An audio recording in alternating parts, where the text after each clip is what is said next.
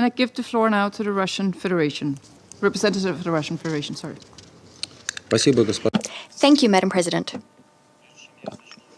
Before I begin my intervention, I'd like to express our principled opposition with the way the presidency has proceeded inviting delegations under Rule 37. In violation of established practice, the Danish presidency has single-handedly taken a decision to give an opportunity to speak to 4 EU and NATO member states, as well as to the representative of the EU itself. We've stated on numerous occasions that inviting so many participants, especially those who practice bloc discipline, add no value to our discussions. Your actions, despite the working methods you yourself distributed to us, will result in a protracted discussion, turning the discussion into a debate, which we Council members did not agree to. We see this not only a dirty trick on the part of the presidency, but also an attempt to exert pressure on Council members. There can be no other rationale for turning a Security Council meeting into a NATO meeting is possible. It's a shame that Copenhagen, as its presidency draws to a close, is showing open contempt for the practices and procedures of the Security Council, placing NATO interests and its national position above its Security Council presidency duties. The Security Council presidency is supposed to ensure impartial discussions and to ensure the rules of procedure are adhered to. Madam President, we all saw how the European sponsors of the Kiev regime dithered on whether to request yet another meeting on Ukraine this month. On the one hand, they did want to engage in this box-ticking exercise in the month of March. On the other hand, they didn't want to show their hand, not to create the impression that the EU and the UK are trying to thwart US and Russian efforts to settle the Ukrainian crisis. As a result, practically at the last moment, when the month of March was almost over, London and Brussels finally did decide to take this step, using as a pretext the letters regularly sent by the Ukrainian mission to the Security Council, with baseless assertions about Russian strikes, supposedly strikes on civilian objects in Ukraine. As we've stated on numerous occasions, Russian airspace forces only strike those objects which are linked to the military capabilities of the Kiev regime. That's why civilians in Ukraine generally either become casualties due to pieces of downed rockets and drones, because the Ukrainian air defenses, in violation of IHL norms, set up these defenses in residential areas of Ukrainian cities, or because anti-aircraft missiles fall on them. The Ukrainians then try to portray these as consequences of Russian strikes, and it's not very convincing. After all, Ukrainians themselves, despite a strict ban imposed by the Zelensky regime's punitive authorities, the Ukrainians themselves are reporting and posting information about impacts online, thereby refuting the propagandistic concoctions of their own authorities. It is thanks to such posts that the attempt to portray the blowing up of a school in Sumy on the 24th of March as a deliberate strike by the Russian airspace forces on civilian infrastructure, that this attempt was thwarted. The pictures widely shared on social media show how, following the outbreak of a fire at the center of a residential area, it looks like the result of a falling down drone, that suddenly there's a large-scale detonation of stored ammunition in a neighboring building. The involvement of the Kiev regime in this incident, the regime storing ammunition in residential areas, was so blatantly obvious that its social media post about a supposed Russian strike had to be corrected even by the head of the Office of the President of Ukraine, Mr. Andrei Yermak. As for the Ukrainian mission to the United Nations, which cited this episode in its 24th March letter, calling it a Russian missile strike, didn't manage to fix it in time. It thus threw its European sponsors under the bus, as they, the Europeans, today also referred to this incident. Here is a telling example of an attempt to manipulate the Security Council to provide members with false information. And there are dozens, if not hundreds, of such examples. And yet, Ukraine's European champions are not noticing, point blank, the crimes of the Kiev regime committed against civilians in Russia. Recently, we were briefed by the European Commissioner, Ms. Kallas, and she shamelessly asserted that there are no such casualties. We'll leave that on her conscience, although it would appear that she doesn't have one. What I'd like to do is cite some statistics covering just the latest few weeks. In just 1 week, between the 17th and the 23rd of March, over 150 civilians suffered in the Donetsk People's Republics, in the Belgorod, Kursk, Kherson, and the Lugansk National Republic as well. 16 people died, 134 were injured, including 4 minors. Just 2 days ago, on the 24th of March, in the Lugansk People's Republic of the Russian Federation, due to the deliberate shelling of a civilian vehicle by the Ukrainian armed forces, 3 Russian media workers perished. A war correspondent working for Izvestia, Mr. Alexander Fedorchuk, TV channel Zvezda operator, Mr. Andrei Panov, and a film crew driver, Mr. Alexander Sekeli. 2 correspondents were badly injured as well. Today we learnt that in an area where Ukrainian sabotage groups are operating in the Belgorod area, Channel 1 correspondent Ms. Anna Prokofieva died, and the operator Dmitry Volkov was seriously injured. Where are the condemnations of these crimes on the part of Western societies, on the part of the UN? Or do you think that the killings of journalists, if they're Russian, do you think that doesn't merit a response? Although we've gotten used to the fact that the deaths of Russian people in Europe, which is beholden to caveman-style Russophobia, will not be condemned.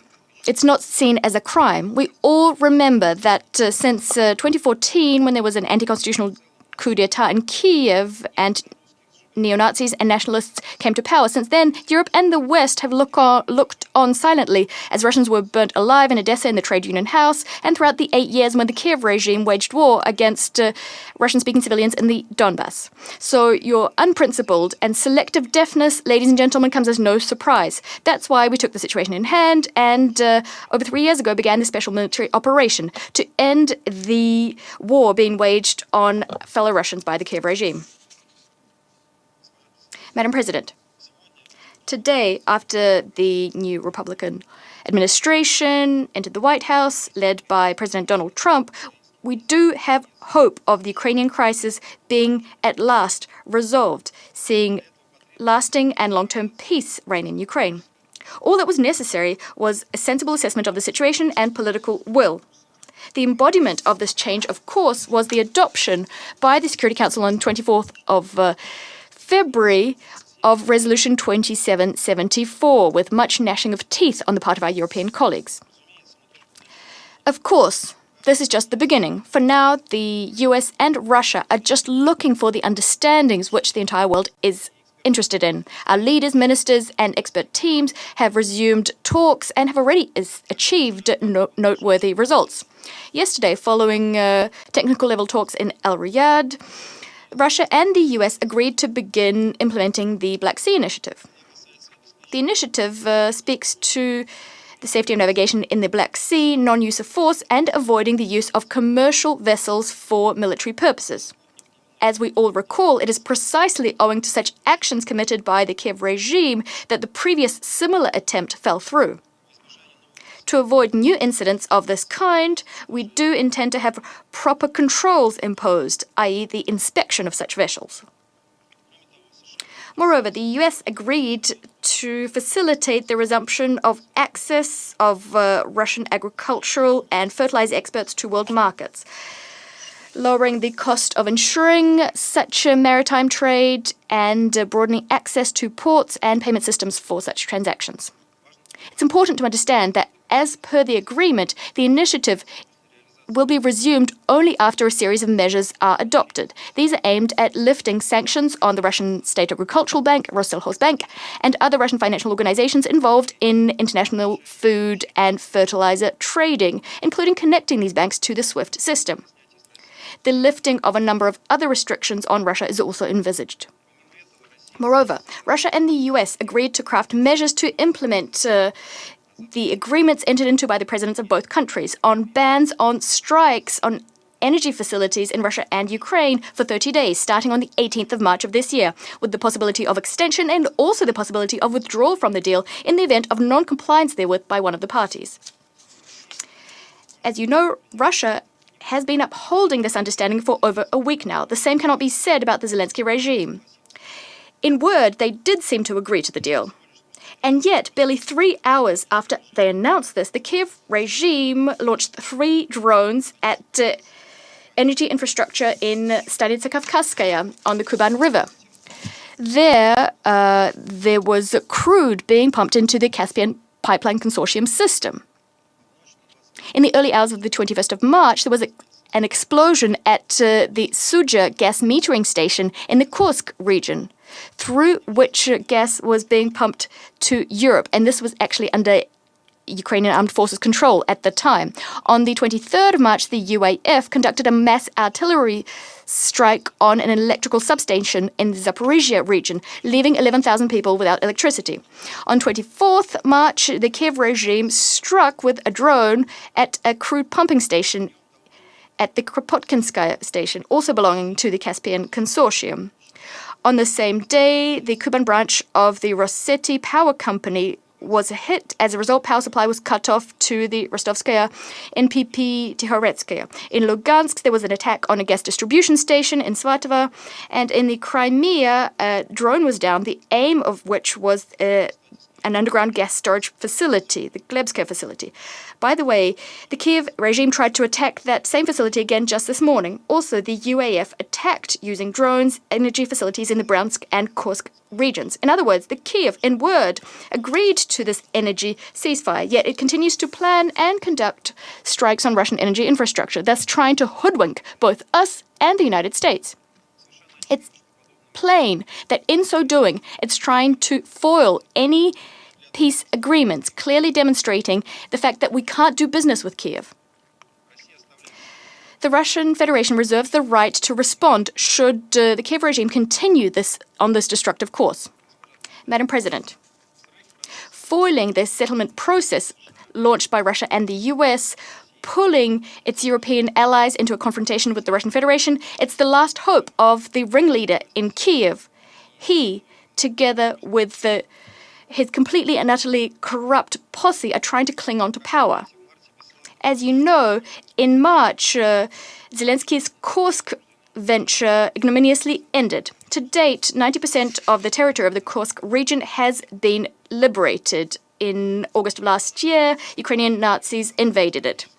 The cost, as many warned, was catastrophic for Ukraine. Over 70,000 people died, and hundreds, if not thousands, of units of military equipment provided by the West was lost. As a result, the combat capability of the UAF was undermined. Ukraine is losing more and more territory in the east, and because reserves have been sent to Kursk, the front line in the east has basically collapsed. Despite the utterly barbaric and anti-constitutional methods used by Ukraine, the forced mobilization has stalled. Ukrainian men snatched in the streets and forcibly sent to the front have refused to fight and surrender as soon as they can. The Kiev princeling has now seen the prospect of elections and payback for all of the crimes he's committed against his country and his people. Also, he's going to have to answer to the West for the billions he stole, billions that were allocated to help the Ukraine. And this is Zelensky's worst nightmare. To avoid it, he will do anything. He isn't afraid of more Ukrainian casualties, nor is he afraid of provoking a conflict between nuclear powers.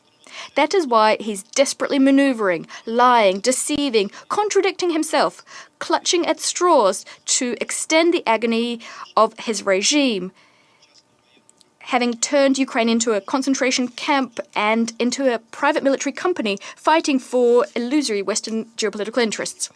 But his efforts will come to nothing.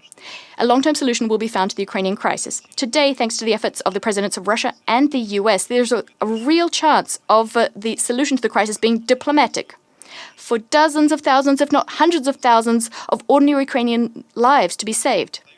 There is, of course, also a military scenario, and we are prepared to implement that if need be. Yet we prefer peace and diplomacy, as we've consistently stated in every single statement we've delivered in this chamber. What do you prefer? To continue pumping private military company Ukraine full of weapons trying to thwart a settlement of the conflict? Or will you join the ranks of Russia and the US and find a long-term solution that would address the root causes of the Ukrainian crisis and strengthen security in Europe and the world over? The choice is yours.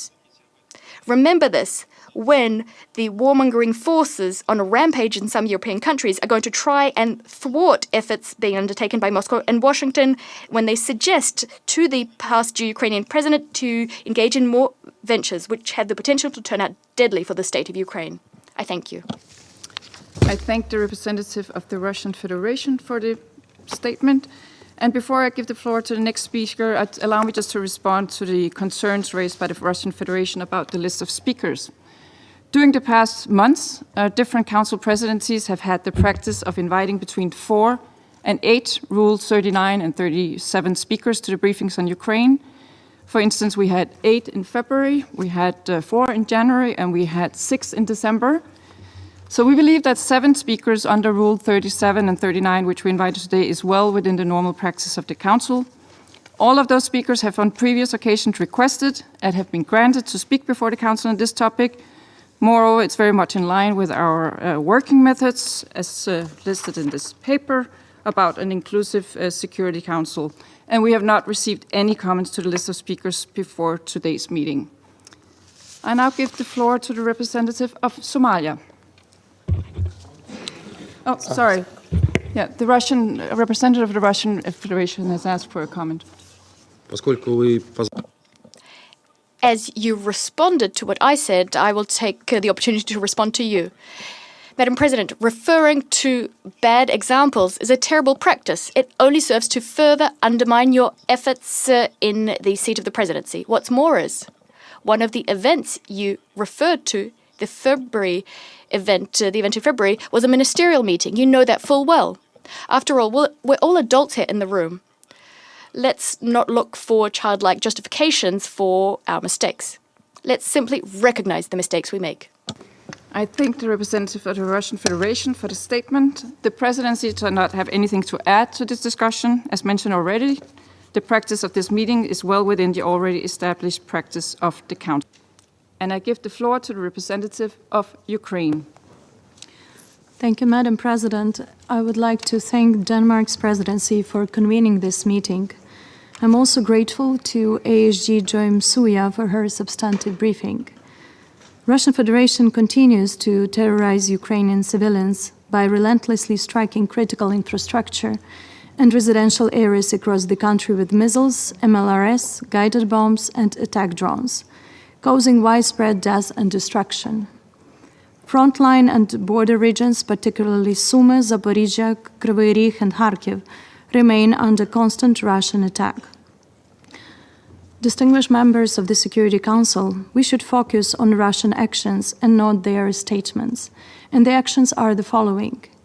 On night of 1st March, the Russian Federation launched at least 9 Shahed drones on Kharkiv, damaging a hospital with patients inside and injuring at least 7. On night of 3rd March, Russian attack on an eco park near Kharkiv destroyed animal enclosures, a medical center, and a mother and a child house. The same day, airstrikes on Omelnik, Zaporizhia, destroyed a home, killing 1 and injuring another. On 4 March, a drone strike on Sumy caused a fire in a children's medical facility. On 5 March, a ballistic missile struck a hotel in Kryvyi Rih, killing at least 4 and injuring 32, including 2 children. Damage included 14 apartment buildings, a post office, cultural center, shops, and vehicles. On 7 March, a massive Russian assault on energy infrastructure hit multiple regions across Ukraine, Odessa, Poltava, Chernihiv, Ternopil, using nearly 70 missiles and 200 drones. In Kharkiv, a missile injured civilians near an apartment building. That same day at night, the Russian Federation launched a ballistic missile attack on the center of Dobropilla, Donetsk region, killing at least 11 people and injuring 50 others, including 7 children. As firefighters worked to extinguish the blaze, Russian forces carried out a second strike, targeting the rescuers. On 11 March, Russian drones damaged an infrastructure facility in Dnipro, about 10 private houses, and broke windows in a kindergarten and a school. On 12 March, Russia launched ballistic missiles at Kryvyi Rih, killing 1 person and injuring 15. Russia launched a double-tap strike on rescuers and medics who arrived at the scene. The strike damaged an infrastructure facility, multi-story residential buildings, administrative buildings, a shop, garages, 12 cars, and 2 units of rescue equipment. On 13 March, Russians massively attacked Kherson with artillery, killing a woman and injuring a man. The same day, critical infrastructure facilities in Zaporizhia and Dnipro regions were attacked. On 14 March, Russians attacked a hospital in Zolochiv, Kharkiv region with drones. A double-tap attack was carried out in 40 minutes after the first strike. On 14 March, Russian troops attacked the center of Kherson with guided aerial bombs, killing 1 and injuring 7 civilians. On 15 March, an attack drone damaged 65 apartments in a multi-story building, 12 private houses, and 19 cars in one of Chernihiv's neighborhoods. On 16 March, an attack drone hit a multi-story building in Chernihiv, injuring a woman. On 21 March, the Russian Federation launched a drone attack on Zaporizhia, killing a family, a 17-year-old girl, father, and her mother. The attack injured at least 14 people, including a 9-month-old baby. The drone strikes caused fires and widespread destruction in Zaporizhia. Overnight, on 23 March, Russia attacked residential areas of Ukraine using nearly 150 strike drones. Russia's massive drone attack on Kiev and the Kiev region killed at least 3 people, including a father and his 5-year-old daughter, and injuring 10 others, including an 11-month-old baby. This attack damaged apartment buildings, private houses, and cars. On 24 March, the Russian Federation launched a missile strike on the city center of Sumy, injuring at least 88 people, including 17 children, and damaging several high-rise residential buildings and civilian infrastructure, including a school. The same day, Russia launched its third consecutive overnight air attack on Kiev. 25 March, the Russian forces struck a residential area in the village of Kurtivka, Donetsk region, with a FAB-250 bomb, killing a 36-year-old mother and her 3-year-old daughter and injuring her 15-year-old daughter, who was hospitalized. The family was at a playground when the strike hit them. Last night, Russia launched 117 strike drones, mostly Shaheds, against civilians across Ukraine. Dnipro, Sumy, Cherkasy, and other regions came under Russian attack. Kryvyi Rih suffered a massive drone strike targeting a local enterprise and the civilian infrastructure. In Ochtyrka, Sumy region, homes, stores, and the civilian infrastructure were damaged. Communities in Donetsk, Kharkiv, Zaporizhia regions also came under fire. It was another night of Russian terror targeting Ukrainian civilians. These attacks are a daily reality. In just the first half of March alone, the Russian Federation launched hundreds of strikes against the Ukrainian people using approximately 2,800 guided aerial bombs, nearly 2,000 attack drones, and over 100 missiles of various types. Which means that on average, Russia used each day 200 guided aerial bombs, 143 attack drones, and 7 missiles every single day. Russian Federation must be held accountable for the vast destruction it has inflicted on Ukraine's civilian infrastructure. According to Ukrainian law enforcement, over 212,000 civilian sites have been damaged or destroyed, including over 171,000 residential buildings. The attacks have also affected over 1,600 schools, with at least 200 completely destroyed, and nearly 2,000 medical facilities, of which 300 have been destroyed to rubble. Madam President, from the very first day of the invasion, Russia has deliberately sought to block Ukrainian ports on the Black Sea, directly threatening global food security. It has consistently targeted southern East Ukraine's port infrastructure, commercial vessels, and grain storage facilities. All this was done to weaken Ukraine's export capacity and deliberately provoke a food crisis in regions heavily reliant on Ukrainian grain. On 1 March, Russia launched a missile strike on port infrastructure in Odessa, injuring 2 port workers and damaging 2 civilian vessels, including a Sierra Leone flagged bulk carrier loaded with over 21,000 tons of corn and soybeans, and a Panama flagged container ship. On 11 March, a ballistic missile attack on the same port killed 4 Syrian crew members and injured 2 others, a Ukrainian and Syrian. The attack damaged another ship, docks, and grain storage facilities. The vessel targeted was loading wheat for export to Algeria. Such strikes directly undermine food security in vulnerable regions across the globe. Today, over 40 countries rely on Ukrainian grain exports. These deliberate attacks risk deepening instability in areas already facing food shortages. Madam President, in its latest report, the UN Independent International Commission of Inquiry on Ukraine has further confirmed that the widespread use of torture is not incidental, but a deliberate and systematic element of Russian state policy, amounting to crimes against humanity. The report documents ongoing torture of civilians and POWs, inhuman detention conditions, and the use of sexual violence, particularly against male detainees, as a method of torture. It also presents clear evidence of numerous executions of prisoners of war and disturbing take-no-prisoners policy by the Russian military, in direct and cynical violation of the Geneva Conventions. The Commission's efforts to investigate and document Russia's war crimes are essential to ensuring justice and accountability. We therefore urge continued support of its mandate and the allocation of adequate funding to sustain its work. Ukraine also welcomes the recent OHCHR thematic report focused on the impact of Russia's aggression on the rights of Ukrainian children, the first of its kind. The report provides vital, verified evidence of systematic violence, especially in territories temporarily occupied by Russia.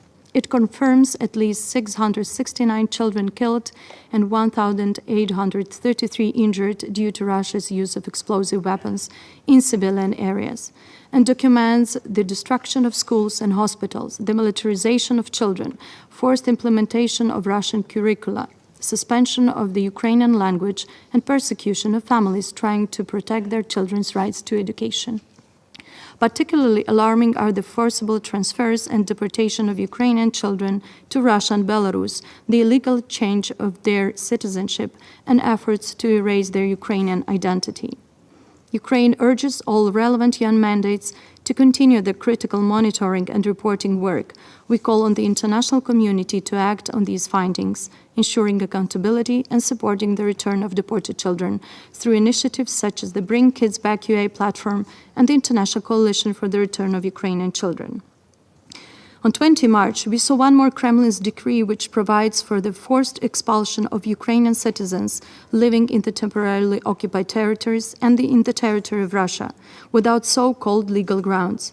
Yet another step in Russia's campaign of discrimination, persecution, and forced displacement of Ukrainian citizens from their homeland or coercion to acquire the status of a foreigner. These systematic deportations and persecutions are part of Russia's policy of genocide against Ukrainian people.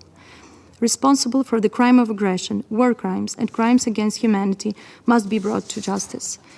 We are grateful to all those who contribute to freeing our people from Russian captivity, both military and civilian, as well as to return Ukrainian children who were forcibly taken by the Russians. It remains our priority. Madam President, Ukraine began recording episodic cases of the use of dangerous chemical substances by the Russian troops from the beginning of the full-scale invasion, in flagrant violation of the Chemical Weapons Convention, by using hazardous chemical substances. According to the Ministry of Defense of Ukraine, from February 2023 to February 2025, there have been recorded and documented over 6,900 cases of Russia's use of munitions containing hazardous chemicals. Over 3,400 Ukrainian servicemen have been hospitalized and with poisoning from chemicals used by the Russians. The two reports of the Organization for the Prohibition of Chemical Weapons emphasize that the evidence provided by Ukraine has been collected and provided to the OPCW representatives in compliance with the chain of custody and relevant procedures. Two independent OPCW-designated laboratories have confirmed that the evidence provided by Ukraine contains CS substance, which is a part of riot control agents. The situation at Zaporizhzhia nuclear power plant remains critically difficult.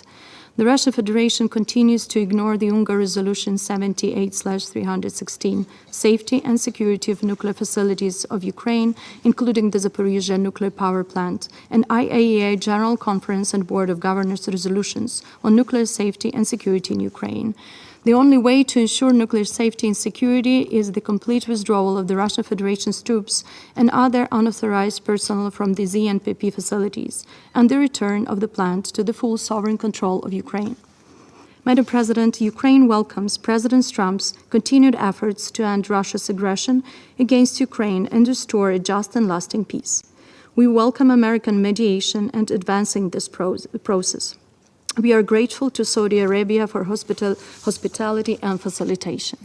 Nobody wants peace more than Ukrainians. Ukraine has already clearly demonstrated its desire for peace and its readiness to take concrete steps. But we won't accept peace at any price, as any appeasement of aggressor would only encourage it to continue attacks in the future. Ukraine has made its three principled positions clear. First, we will not recognize any temporarily occupied territories of Ukraine as Russian. Second, we will not agree to any foreign diktat regarding the structure, number, and other characteristics of the defense forces of Ukraine. Third, we will not accept any restrictions on Ukraine's sovereignty, our domestic and foreign policies, including on the choice of alliances that we would like to join. We have already demonstrated our commitment to give peace a chance, as Ukraine has agreed to the US proposal of an immediate, interim, and full 30-day ceasefire. Russia's refusal to support it is a clear evidence who is an obstacle to peace. A crucial aspect of any future peace framework is that a temporary ceasefire does not turn into a frozen conflict. Current ceasefire efforts, the results of the consultations in Riyadh on 23rd-25th March 2025, are only a measure that has to lay the foundation for permanent peace.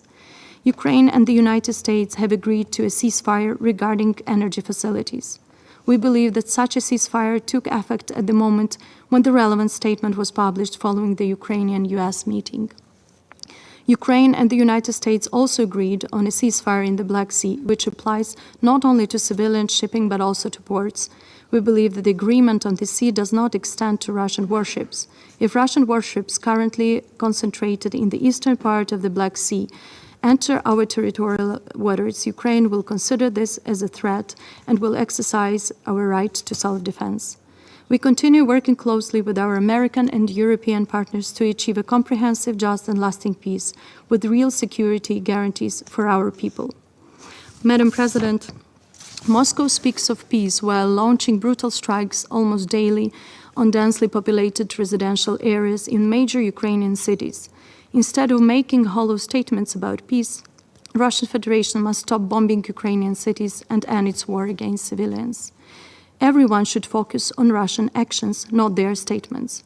The coming days will be critical in determining whether Russia is serious about peace or intends to deceive the United States and the world. Any diplomacy with Moscow must be backed by sanctions, pressure, and increased support for Ukraine. To push Russian Federation toward peace, we need strong measures and decisive actions. We are ready to take the necessary steps toward peace as quickly as possible, together with the United States, Europe, and all partners. However, if Russian Federation continues attacking our energy sector, we will respond. If Russia manipulates the naval ceasefire, we will work with our partners to increase pressure. Our position will remain strong. Ukraine resists and stands firmly. We will continue to defend ourselves. To sustain this fight against aggression, we need further international support, including in arms. NATO and the EU are indispensable elements of regional security, and Ukraine is eager to become a part of them, not only as a security recipient, but as a security provider. We must establish a comprehensive, just, and lasting peace for Ukraine based on the principles of the UN Charter and with clear security guarantees. I thank you. I thank the representative of Ukraine for the statement. The 9,886 meeting of the Security Council is called to order. The provisional agenda for this meeting is maintenance of peace and security of Ukraine. The agenda is adopted.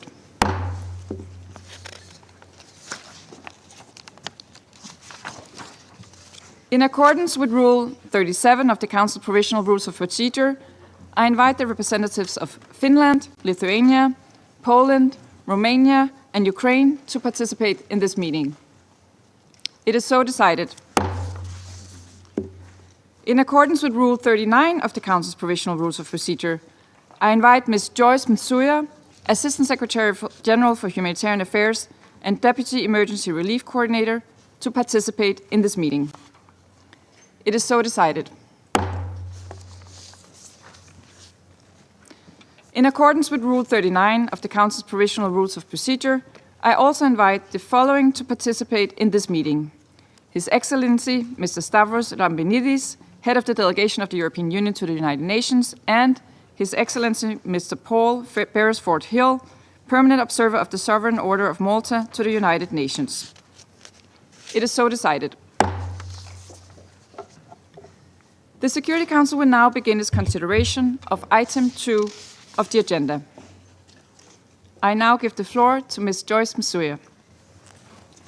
Thank you, Madam President. Madam President, as we hope for a full cessation of hostilities and ultimately peace in Ukraine, the situation for civilians has continued to worsen since we last briefed the Council. This and the severe global funding cuts for humanitarian operations, including for Ukraine, is further reducing our capacity to provide life-saving aid. Since 1st of March, not a day has passed without an attack harming civilians. We are particularly appalled by the strikes countrywide on 7th of March that killed 21 civilians and injured many more, making it one of the deadliest days of this year.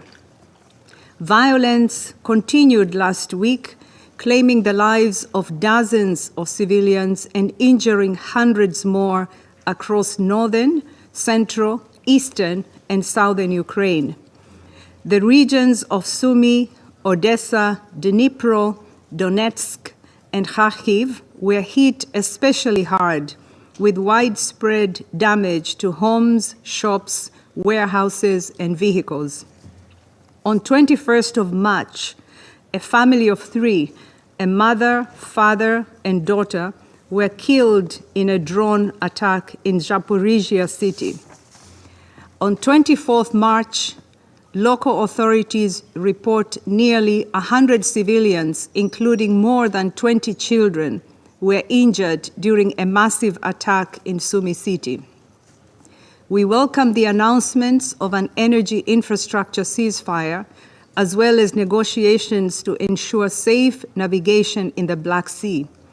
However, as the cold weather persists, the impact of past attacks on energy infrastructure continue to affect civilians' access to electricity, gas, heating, and water, threatening the lives and well-being of the most vulnerable, including children, the elderly, and people with disabilities. In frontline communities, civilians are confronted with relentless shelling and face impossible choices: flee under dangerous conditions, leaving behind everything they own, or stay and risk injury, death, and limited access to essential services. The UN Human Rights Monitoring Mission in Ukraine has verified that since 24th February 2022, at least 12,881 Ukrainian civilians, including 681 children, have been killed. Almost 30,500 have been injured. The actual numbers are likely much higher. The World Health Organization has now verified over 2,300 attacks affecting healthcare facilities, personnel, transport, supplies, and patients in Ukraine since February 2022. Madam President, we are deeply concerned by the human cost of continued fighting, not only across Ukraine, including in occupied areas, but also in parts of the Russian Federation. Media reports indicate civilian casualties and damage to civilian infrastructure in the Kursk, Belgorod, and Bryansk regions of the Russian Federation. I must remind all parties to take constant care to spare civilians and civilian objects, as international humanitarian law demands. Infrastructure indispensable for civilian survival, wherever they are, must be protected. Indiscriminate attacks are strictly prohibited. Madam President, across Ukraine, almost 13 million people need humanitarian assistance. More than 10 million Ukrainians have been forced to flee their homes, including 3.7 million who are internally displaced. This displacement is disproportionately affecting women and girls, heightening their exposure to gender-based violence and hindering their access to support services. Funding cuts are expected to further impact an estimated 640,000 women and girls in Ukraine, as vital gender-based violence services, psychosocial support, and safe spaces will no longer be continued, according to the UN Population Fund. In many areas, response efforts are led by the government of Ukraine, regional authorities, and Ukrainian first responders. The UN and its humanitarian partners continue to do their best, focusing on frontline communities, people forced to evacuate their homes due to increased violence, those mostly immediately impacted by attacks, and newly displaced people. So far in 2025, we have reached 1.7 million people with water and sanitation services, health care, food assistance, and shelter items.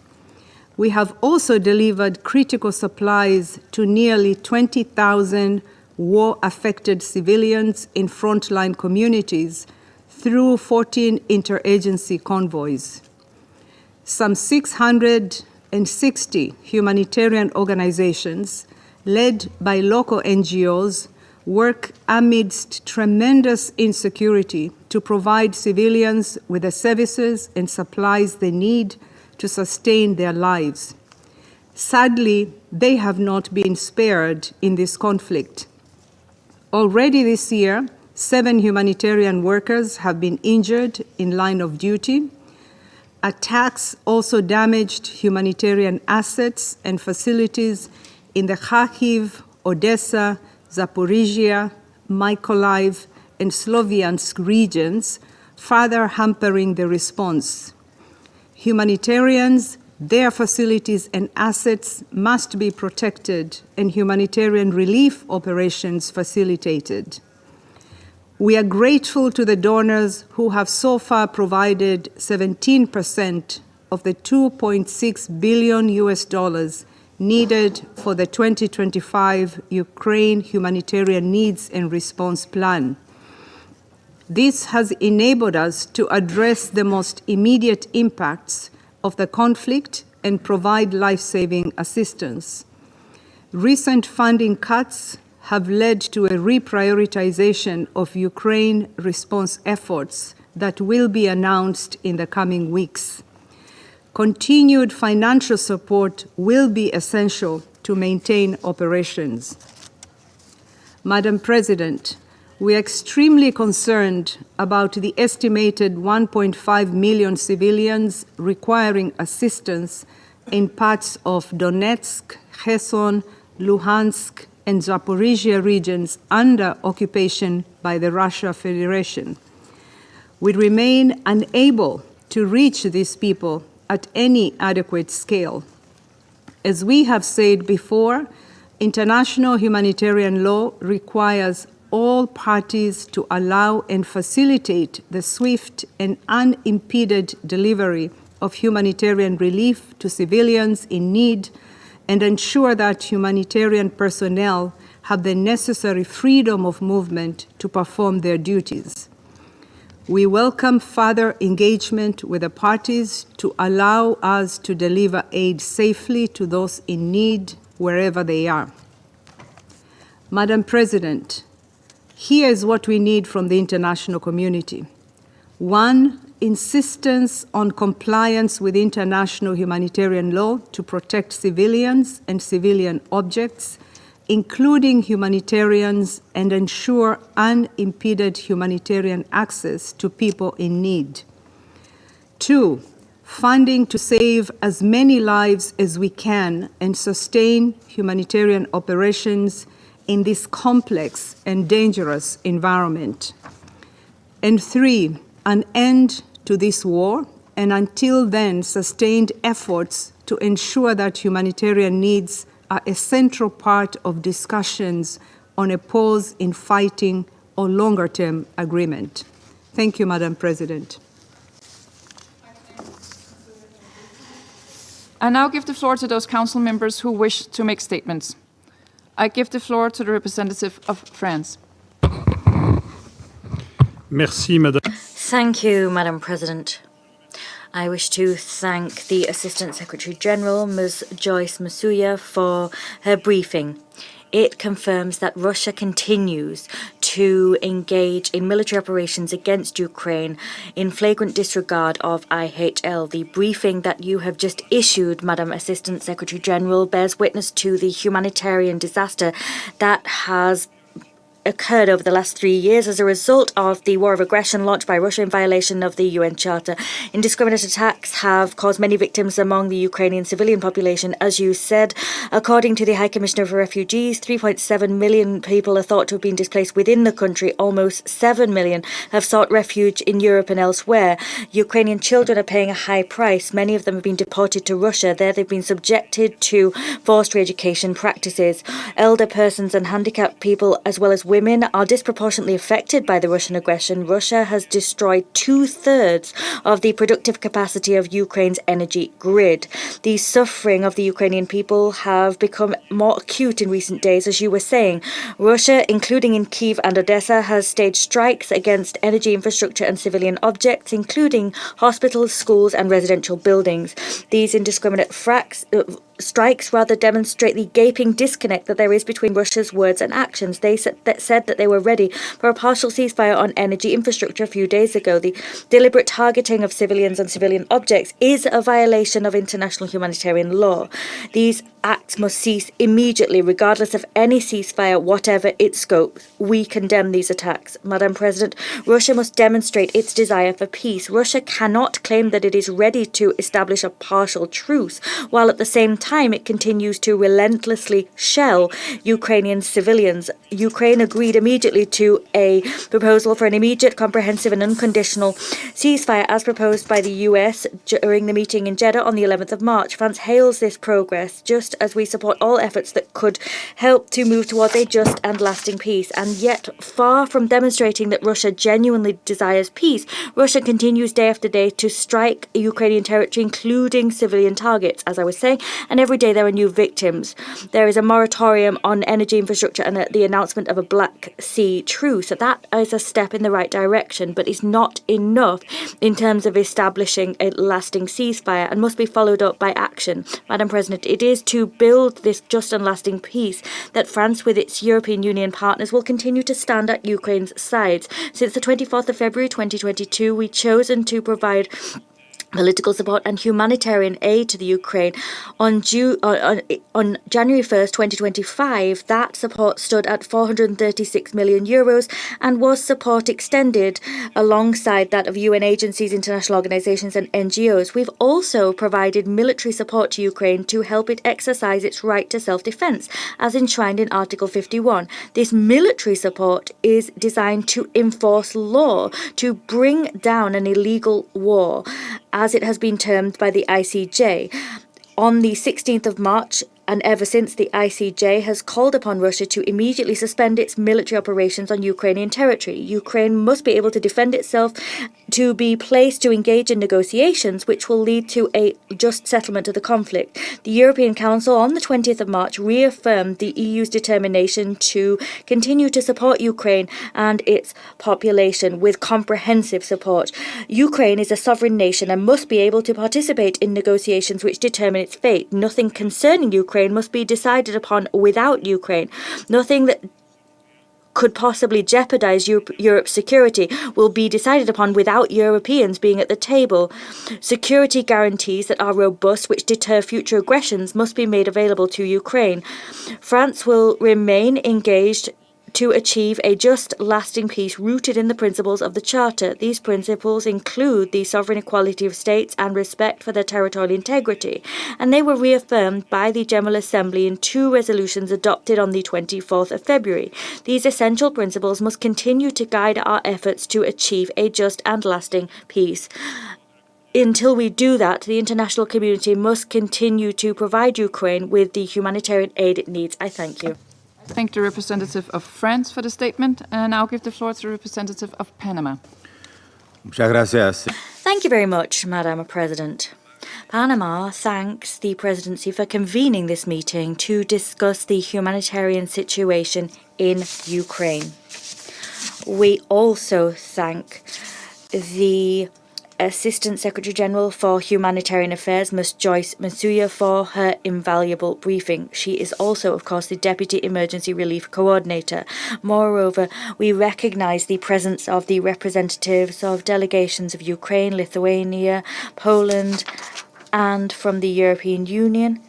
They do us the great honor of being with us today. Panama notes with concern that as part of the conflict in Ukraine, like in other conflicts, attacks against the civilian population and critical infrastructure continue. Only a few days ago, in several cities in Ukraine, we saw attacks launched by missiles and drones, and there were many people killed, including children. The most recent attack occurred on the 24th of March in the city of Sumy. That attack injured 88 people, including 17 children, and civilian infrastructure was damaged. Panama reiterates that international humanitarian law clearly prohibits attacks against civilians. It also prohibits attacks against civilian infrastructure. Civilian infrastructure must always be protected at all times, anywhere and in any conflict. With that in mind, it is timely to underscore what was said in the report of the Office of the High Commissioner for the United Nations for Human Rights that was published on the 21st of March 2025. That report underscores the devastating effects of this conflict, which has brought with it tragic consequences for millions of children. Panama values the vital work done by UN humanitarian personnel and by other organizations providing the humanitarian assistance required. We remind all parties of their obligation to guarantee unfettered access so that this aid can directly reach those affected by the conflict. Madam President, it is vital that we see a total cessation of hostilities with immediate measures taken to restore peace in Ukraine. As such, and bearing in mind that maritime security is fundamental for Panama, we are optimistic when we note the steps that have been taken towards a maritime ceasefire in the Black Sea, such as to allow the safety of navigation. All efforts now must be focused on achieving the urgent goal that is ours through agreements which establish a cessation of hostilities, the resumption and delivery of urgent humanitarian aid, and a lasting peace. As such, Panama reiterates its support for the conversations underway in Riyadh. Their goal is to move to negotiations for conflict resolution that must be focused on a just and lasting peace and be in line with the principles established in the UN Charter. Thank you.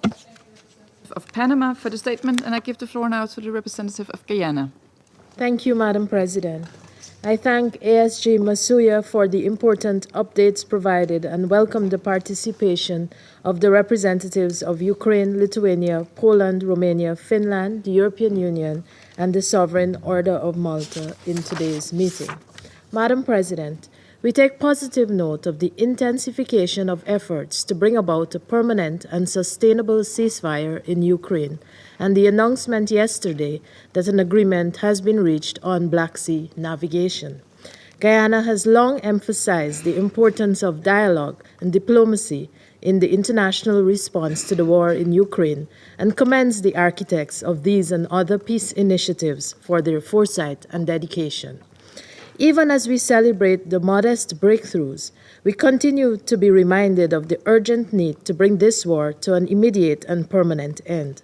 The recent drone attacks against energy and civilian infrastructure and the rising death toll over the past few weeks serve as a stark reminder that the shadow of destruction continues to loom large and can only serve to diminish the prospects for peace.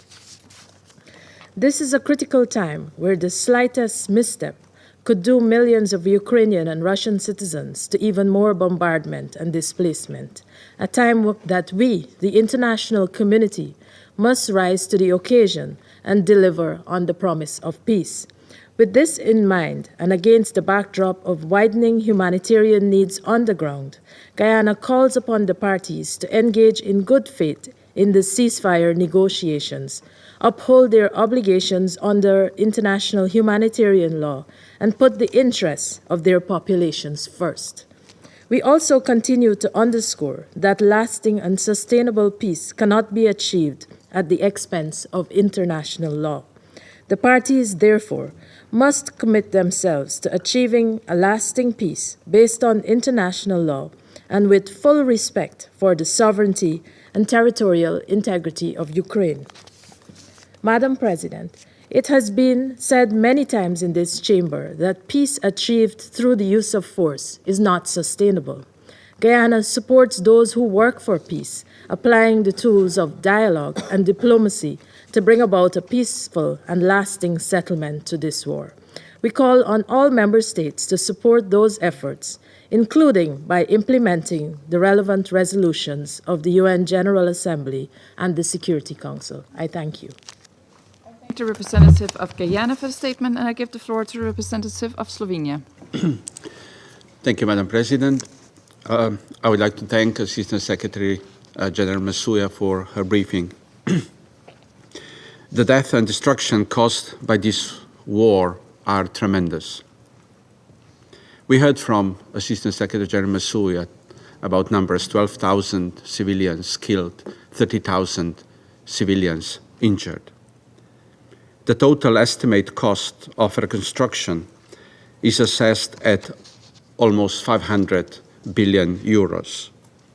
The vast majority of attacks that caused this represent a direct violation of international humanitarian law, and they need to stop immediately. After 3 long years of Russia's war of aggression, the fighting does not seem to be diminishing. Each week, hundreds of glide bombs and drones are deployed over Ukrainian cities. This year alone, Ukraine has been a target of more than 4,000 air and drone strikes. Just this February, civilian casualties increased by 35% compared to February last year. Humanitarian workers continue facing serious difficulties in assessing people in need due to ongoing protection risks and movement restrictions. Meanwhile, Russia's missiles keep hitting civilian targets. 2 weeks ago, for instance, a cluster munitions missile hit a civilian cargo ship in Odessa while it was loading wheat for Algeria. What's more, just a few days ago, a Russian missile attack hit a densely populated district in the border town of Sumy, damaging a children's hospital and 2 schools, and causing dozens of casualties, many of them children. Simultaneously, Russia was attacking Ukraine's energy infrastructure.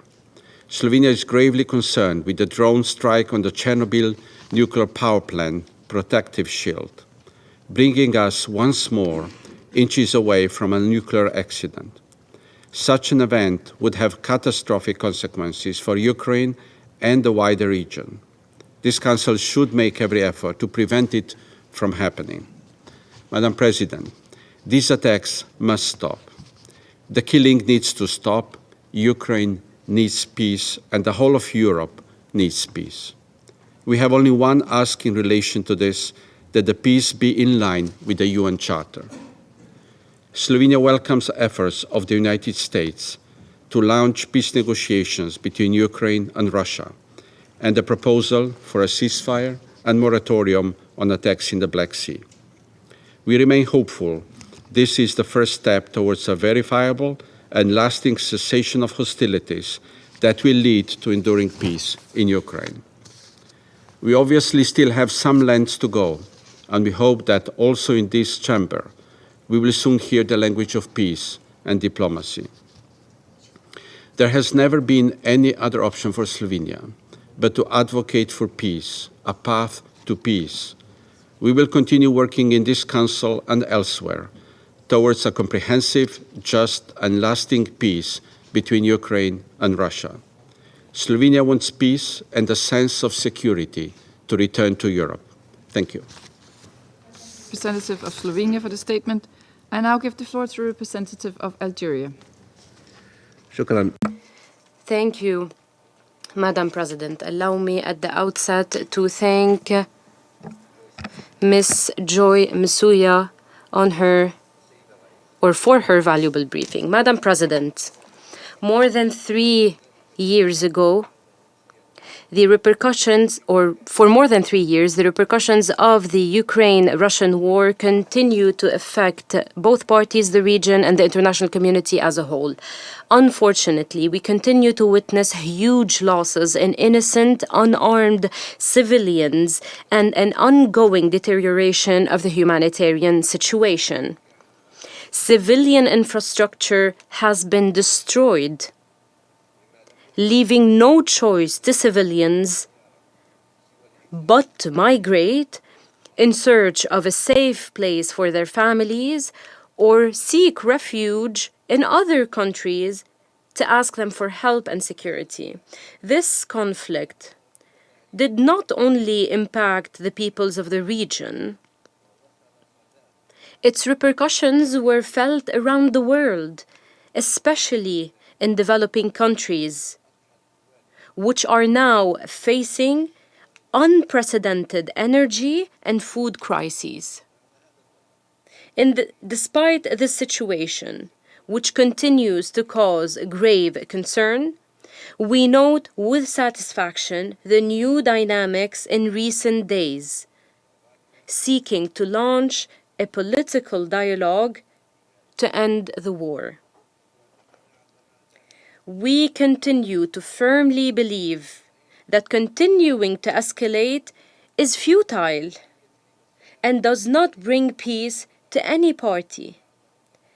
Polarization will only fuel tension and steer us away from sustainable peace in the region. For this reason, we would like to stress the following points. 1. The ongoing losses in innocent civilians require us to reaffirm the urgent need for a ceasefire. For this reason, we call upon the parties to focus on the protection and safety of civilians as a priority and continue to make every effort to achieve a permanent ceasefire as soon as possible. In this vein, we welcome the encouraging partial agreements on a ceasefire, albeit circumstantial and limited. We urge parties to continue working on this track to put a final and comprehensive end to the hostilities. 2.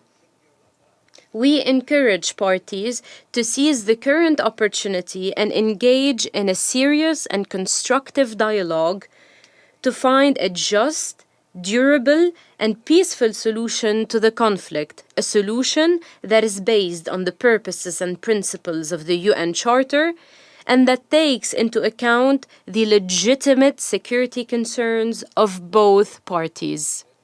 3. We call upon the international community to intensify diplomatic efforts to support the current dialogue and contribute to a de-escalation and a convergence of views in order to end this crisis. In this vein, we renew our commitment to work bilaterally and internationally to support any effort that would put an end to the suffering of the people of the region and end the war peacefully and sustainably. Thank you, Madam President. Of Algeria for the statement, and I give the floor now to the representative of Sierra Leone. Thank you, Madam President. I also thank Assistant Secretary General Joyce Musuya for an important briefing. The Security Council is convened today over 3 years since the beginning of the Ukraine conflict, at a moment when cautious hope has begun to emerge on the horizon. Sierra Leone has consistently maintained that continued dialogue and good faith negotiations are the only viable path to a sustainable peace in Ukraine and the Russian Federation. We continue to urge the parties to remain committed to diplomacy and refrain from any actions that could jeopardize the current momentum towards peace. In this regard, we welcome the recent commencement of peace negotiations in Riyadh, Saudi Arabia. The development marks an important step forward after many months of deadlock.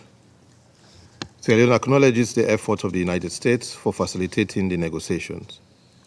We hope that these talks will lay the groundwork for a broader peace process and ultimately lead to direct negotiations between the principal parties to the conflict.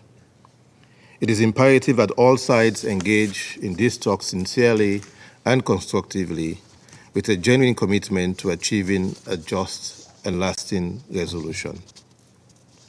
We also note with appreciation the announcement of a Black Sea ceasefire agreement resulting from the recent diplomatic engagement. This agreement reportedly aimed at halting hostilities in and around the Black Sea to ensure safe navigation.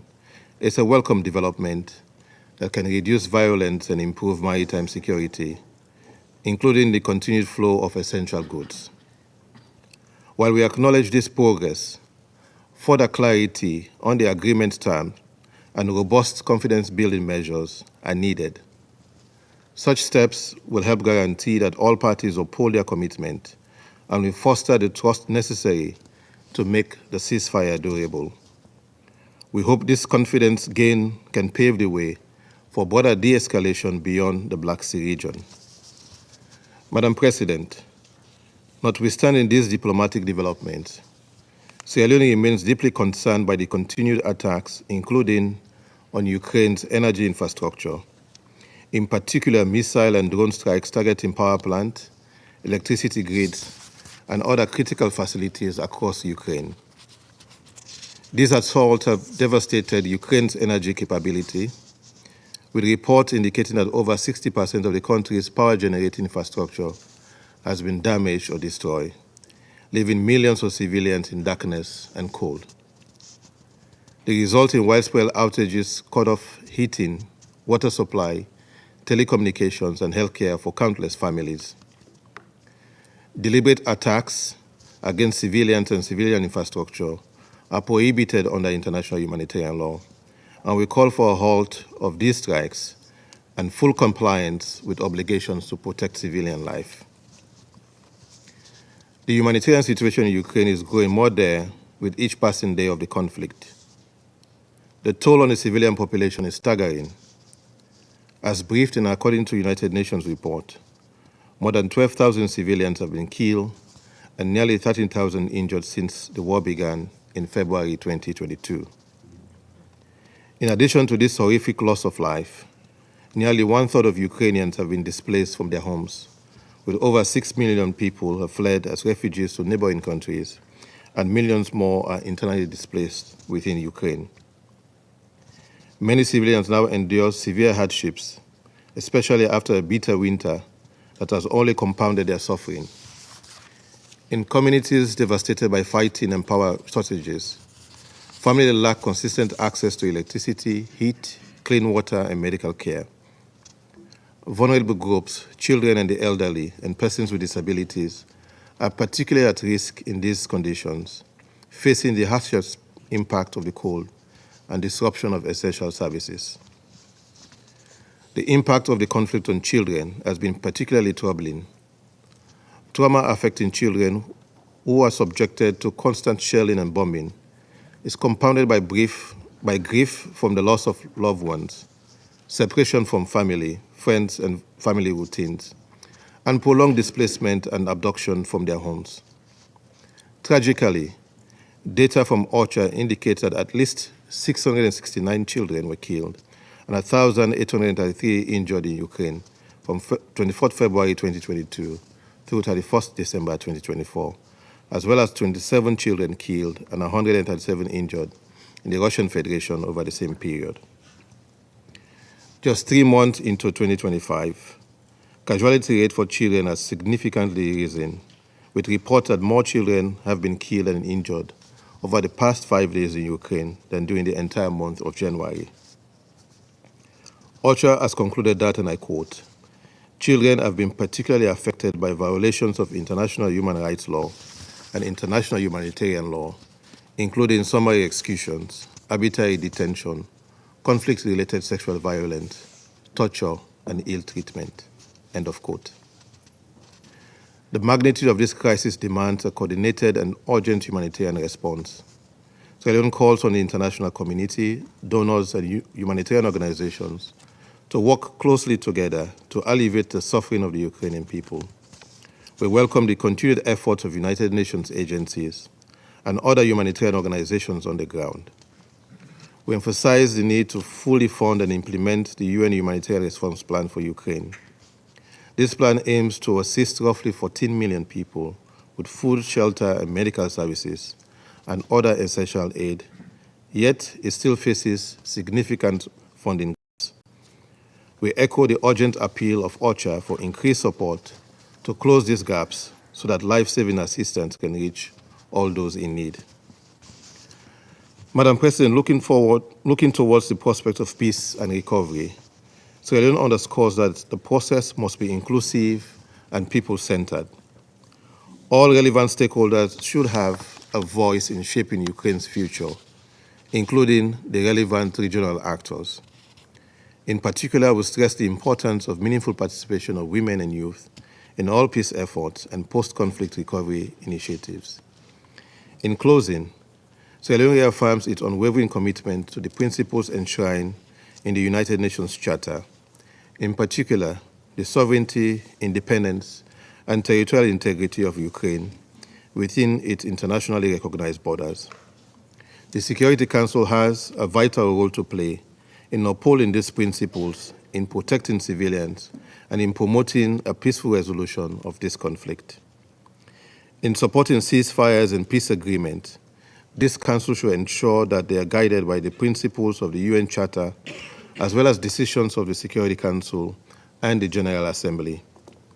As we urge the parties to put the needs of their citizens first and seek practical compromises that balance the immediate and long-term national interests and priorities, Sierra Leone will continue to support efforts aimed at alleviating human suffering and achieving a just and sustainable peace in Ukraine.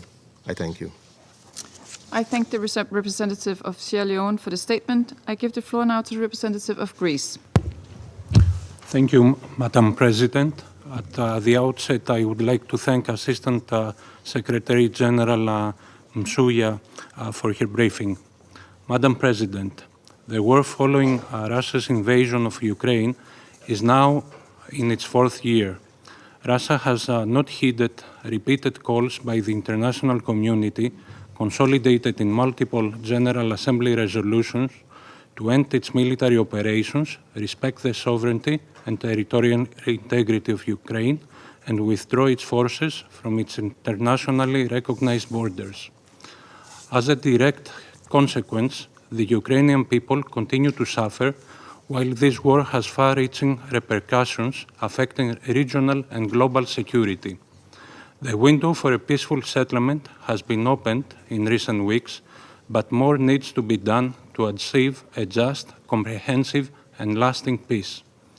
The Human Rights Monitoring Mission to Ukraine has confirmed 690 civilian casualties in February alone, while Russian aggression has caused hundreds of casualties during March, with persistent attacks against residential areas, parks, hotels, and children's medical facilities.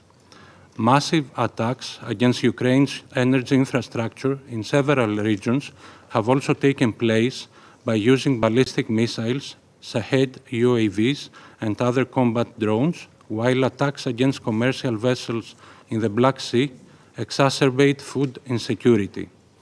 Of particular note is the wide use of short-range drones, including first-person view drones, which account for the highest number of casualties, exceeding the impact of any other weapon. Casualties among children have now exceeded 2,550, with the number of child casualties in 2024 rising by more than 50% compared to the previous year. Surviving children bear scars for life, and many of them face mental health challenges due to the disruption of their everyday lives, the countless days spent in shelters, and the missed opportunities to socialize and learn. More than 1,700 education facilities and 800 medical facilities have been damaged or destroyed since the beginning of the war. Greece condemns in the strongest possible terms attacks against civilians and civilian objects, and joins calls to immediately cease all attacks against residential areas and critical infrastructure in Ukraine. All parties must adhere to their obligations under international law, including international humanitarian law. We also deplore the violations of human rights in the temporarily occupied territories of Ukraine and call on Russia to ensure unfettered humanitarian access to POWs and civilian detainees and cooperate fully with all internationally monitoring and investigative bodies. It is also of paramount importance that we ensure accountability, and we support international efforts in this regard as a further guarantee for any peace arrangement. We firmly believe that violations of international humanitarian law and war crimes should be thoroughly investigated by the relevant international institutions and the perpetrators be brought to justice. Turning to the peace track, Greece takes note of the advancements achieved in recent weeks, the joint statement by Ukraine and the United States in Jeddah, and the fact that Ukraine is back at the negotiating table. We also express our satisfaction over the 30-day immediate ceasefire on all energy and infrastructure agreed between the United States and Russia, although we regret that Russia has not accepted a full 30-day ceasefire. We also echo the Secretary General's comment that reaching an agreement on safe and free navigation in the Black Sea with security commitments and in line with the UN Charter and international law would be a crucial contribution to global food security and supply chains. Madam President, what is needed now is not only a cessation of hostilities, but also a just, comprehensive peace through inclusive diplomacy based on the United Nations Charter and international law, in full respect of Ukraine's sovereignty and territorial integrity. A ceasefire seems not to be enough. We need to establish a solid framework for peace, security, and prosperity. This peace should only be possible with credible and robust security guarantees which will deter and prevent the recurrence of war in the future. A sustainable peace can only be achieved through strength and resilience, with the active engagement of the United States, Ukraine, and Europe, as the security of Ukraine is inextricably intertwined with global security and stability. I thank you. I thank the representative of Greece for the statement, and I give the floor to the representative of Pakistan. Thank you, Madam President. I would like to thank ASG Nsuya for her briefing, providing an overview of the humanitarian situation resulting from this conflict.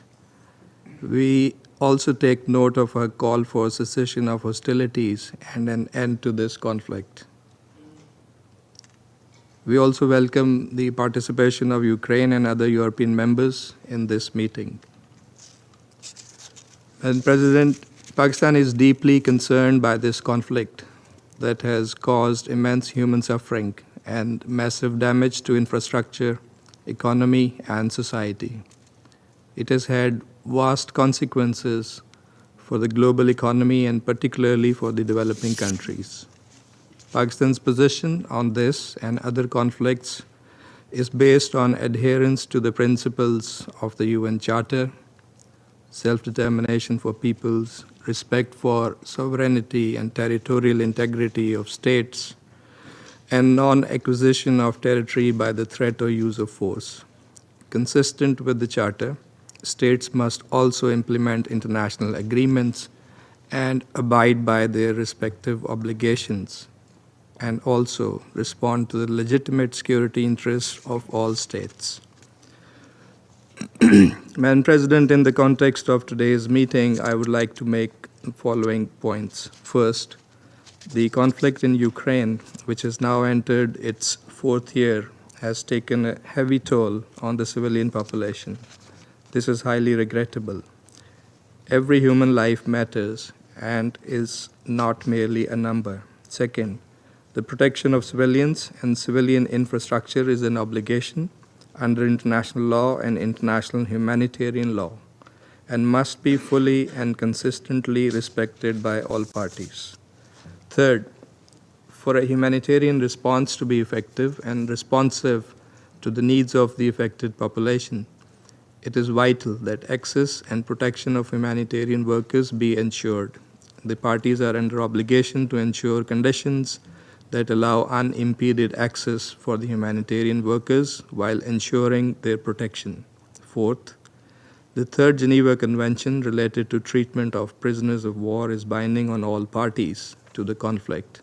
Strict adherence to those obligations must be ensured. And President, this Council is meeting to discuss developments related to Ukraine for the first time since the adoption of Resolution 2774 last month. That resolution mourned the tragic loss of life throughout this conflict, reiterated that the principal purpose of the UN, in accordance with its charter, was to maintain international peace and security and to peacefully settle disputes. It also called for a swift end to the conflict and a lasting peace. This resolution and the ensuing diplomatic efforts have imparted a new impetus to the prospects for an early end to the fighting. In this context, we welcome the limited ceasefire agreement reached, banning the targeting of energy-related infrastructure, and more recently, to ensure safe navigation in the Black Sea. We appreciate the US and its leadership's active engagement, also involving the Russian and Ukrainian leadership in bringing this to fruition. We remain optimistic that this new dynamic and the momentum generated by these initial steps would eventually lead to a comprehensive and permanent ceasefire. We hope that the parties would earnestly abide by their commitments. We also commend the role of the Kingdom of Saudi Arabia and its leadership in facilitating dialogue for promoting peace. Madam President, Pakistan's position on the Ukraine conflict has been consistent. Pakistan enjoys friendly relations with both Russia and Ukraine. From the outset, we have advocated dialogue and diplomacy, immediate cessation of hostilities, and a peaceful resolution of this conflict. We believe that security concerns, which remain at the center of this conflict, can only be addressed through an inclusive approach, which in turn would ensure the sustainability and durability of peace in the wider region. To conclude, I would like to reiterate Pakistan's support for diplomatic initiatives for cessation of hostilities and that help bridge differences and lead the parties towards a peaceful, just, and durable settlement of this tragic conflict through a constructive and inclusive process in full respect of UN Charter, international law, the relevant multilateral agreements, and which at the same time is responsive to the legitimate national security interests of all sides. I thank you. I thank the representative of Pakistan for the statement, and I give the floor now to the representative of the Republic of Korea. Thank you, Madam President. I would like to extend my gratitude to ASG Joyce Msuya for her briefing. We also welcome Ukraine and other European representatives in today's meeting. It has now been 1 month since the adoption of Security Council Resolution 2774, which reflected the international community's strong desire for a swift end to the war in Ukraine. Yet the attacks and hostilities continue. As ASG Msuya just briefed, the humanitarian situation in Ukraine has not improved at all. We are deeply concerned about the ongoing enormous suffering and the casualties of the Ukrainian civilian population. While the Republic of Korea continues to provide humanitarian assistance to Ukraine, we strongly urge an immediate end to attacks on civilians and civilian infrastructure, such as hospitals, schools, and high-rises, in accordance with international humanitarian law. This also directly undermines concurrent diplomatic efforts supported by this Council for an early resolution to the conflict. Madam President, we note with appreciation the ongoing ceasefire negotiations, including the recent round in Riyadh, to advance efforts toward an energy facilities ceasefire and safe and free navigation in the Black Sea. The Republic of Korea is of the view that this is a highly significant step. We echo the Secretary General's assessment that such progress can lead to important confidence-building measures toward the de-escalation of the war. In addition, the exchange of 175 prisoners of war by each side last week is a welcome development. However, we have witnessed continued attacks on innocent civilians and civilian infrastructure even during negotiations this week. We emphasize once again that international humanitarian law should be observed under any circumstances. Madam President, this senseless war must come to an end without further delay. The Republic of Korea sincerely hopes that the ongoing diplomatic efforts will pave the way for a just, comprehensive, and lasting peace, one that fully respects the principles and spirit of the UN Charter. In addition to the war's conclusion and the restoration of peace in Ukraine, we also take deep interest in the process and conditions of ending the war, as they will have far-reaching implications, not only for the future of European security, but also for the global security landscape. Madam President, this war has inflicted serious suffering not only on the Ukrainian people and Russian soldiers and their families, but also on those of North Korea. Indeed, interviews with captured North Korean soldiers in Kursk have revealed how these young men were deceived by their leadership and being told they were sent to Russia for training, not to fight in a war. Reportedly, their families remain unaware that their sons have been sent abroad to engage in another country's deadly conflict until the authorities issue a certificate of death in battle. Pyongyang even compelled the bereaved families to sign non-disclosure agreements regarding the loss of lives. As rightly stressed in the report of Special Rapporteur Elizabeth Salmon on the situation of human rights in the DPRK last month, the conditions in which North Korean soldiers perform military service can constitute serious human rights violations. Pyongyang must stop sacrificing its own people to sustain the regime in exchange for military political and economic support from Moscow. According to North Korea's state media, when Kim Jong-un met Russia's top security officer Shoigu in Pyongyang last Friday, he emphasized his unwavering support for Russia's so-called special military operations. The two countries also reaffirmed their intention to fully implement the Treaty on Comprehensive Strategic Partnership signed last year. This implies that this illegal military cooperation will continue in violation of Security Council resolutions. This also undoubtedly flies in the face of international efforts for an end to the war in Ukraine. We urge Russia and North Korea to immediately halt their illegal military cooperation.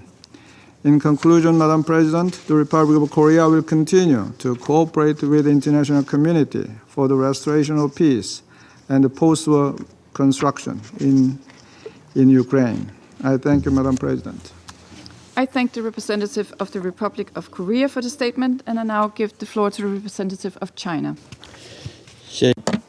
Thank you, Madam President. I thank SG Masuya for her briefing. The Ukraine crisis has been dragging on with constant new civilian casualties. It is heartbreaking. One more day of the war means one more day of harm and destruction, and one more day of tumult and instability. Under no circumstances should civilians be the target of attacks. Their safety should be protected. At present, political resolution of the Ukraine crisis is approaching a critical moment, and a window of peace is opening. China welcomes all efforts that will lead to ceasefire, a necessary step towards peace. China welcomes the agreement reached between the US and Russia on having dialogue and peace talks, and welcomes the recent negotiations between Russia and the US and between Ukraine and the US in Riyadh, where positive progress was made on navigational safety in Black Sea, ceasefire on energy infrastructure, and Russian agricultural and fertilizer exports, among others. China supports the conclusion of a just, lasting, and binding peace agreement that is accepted by all parties with the participation of all parties and stakeholders. As the fighting is on the European soil, Europe ought to play its part for peace, to jointly address the root causes of the crisis, and to find a balanced, effective, and sustainable security framework so as to achieve long-term security and stability on the European continent. Last September, China partnered with Brazil and other countries in the Global South to launch the Group of Friends for Peace. The group has been consistently guided by the purposes and principles of UN Charter in its work to rally positive forces in support of a political settlement of the Ukraine crisis. Last Thursday, the group met again at the ambassadorial level and spoke to the press, reiterating the call for an immediate and complete ceasefire and urging all parties and stakeholders to embrace the opportunity and engage constructively in peace talks. The group believes that the shared goal must be to find a just and lasting solution that addresses concerns of all parties to the conflict and to reach a peace agreement acceptable to them. The UN can play a role in fostering such diplomatic efforts and in the implementation of any peace agreement. The group members are worried about risks and crises arising from this conflict, which has caused repercussions across many countries, including those in the Global South. The group is of the view that issues such as food and energy security, as well as humanitarian assistance, should be integral to the peace process. The voices of the Global South in support of the peace in the region should be heard and heeded. As the situation continues to evolve rapidly, members of the group are committed to maintaining close engagement with one another and with all relevant parties. The group members will strive to deepen the understanding of diverse perspectives, foster common ground, and play a constructive role in supporting all efforts toward peace. Together, the group members stand ready to contribute to a peaceful resolution of the conflict and a better future for all.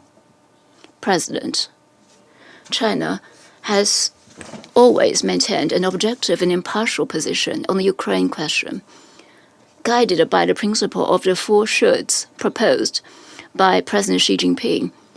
We have actively engaged with all relevant parties to work for peace and push for talks.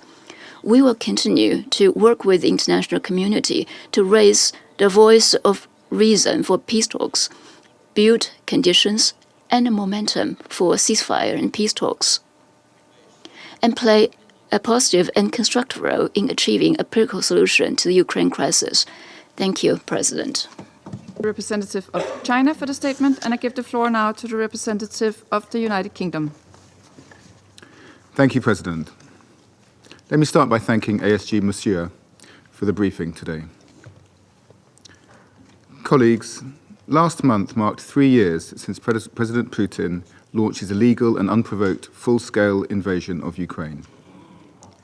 The invasion displaced over 10 million people. Today, 12.7 million remain in need of urgent humanitarian support. The suffering caused by Russian forces is well known to this Council. War crimes, torture of civilians and prisoners of war, mass killings, the forced deportation of thousands of children, the forced cleansing and Russification of areas under their illegal control.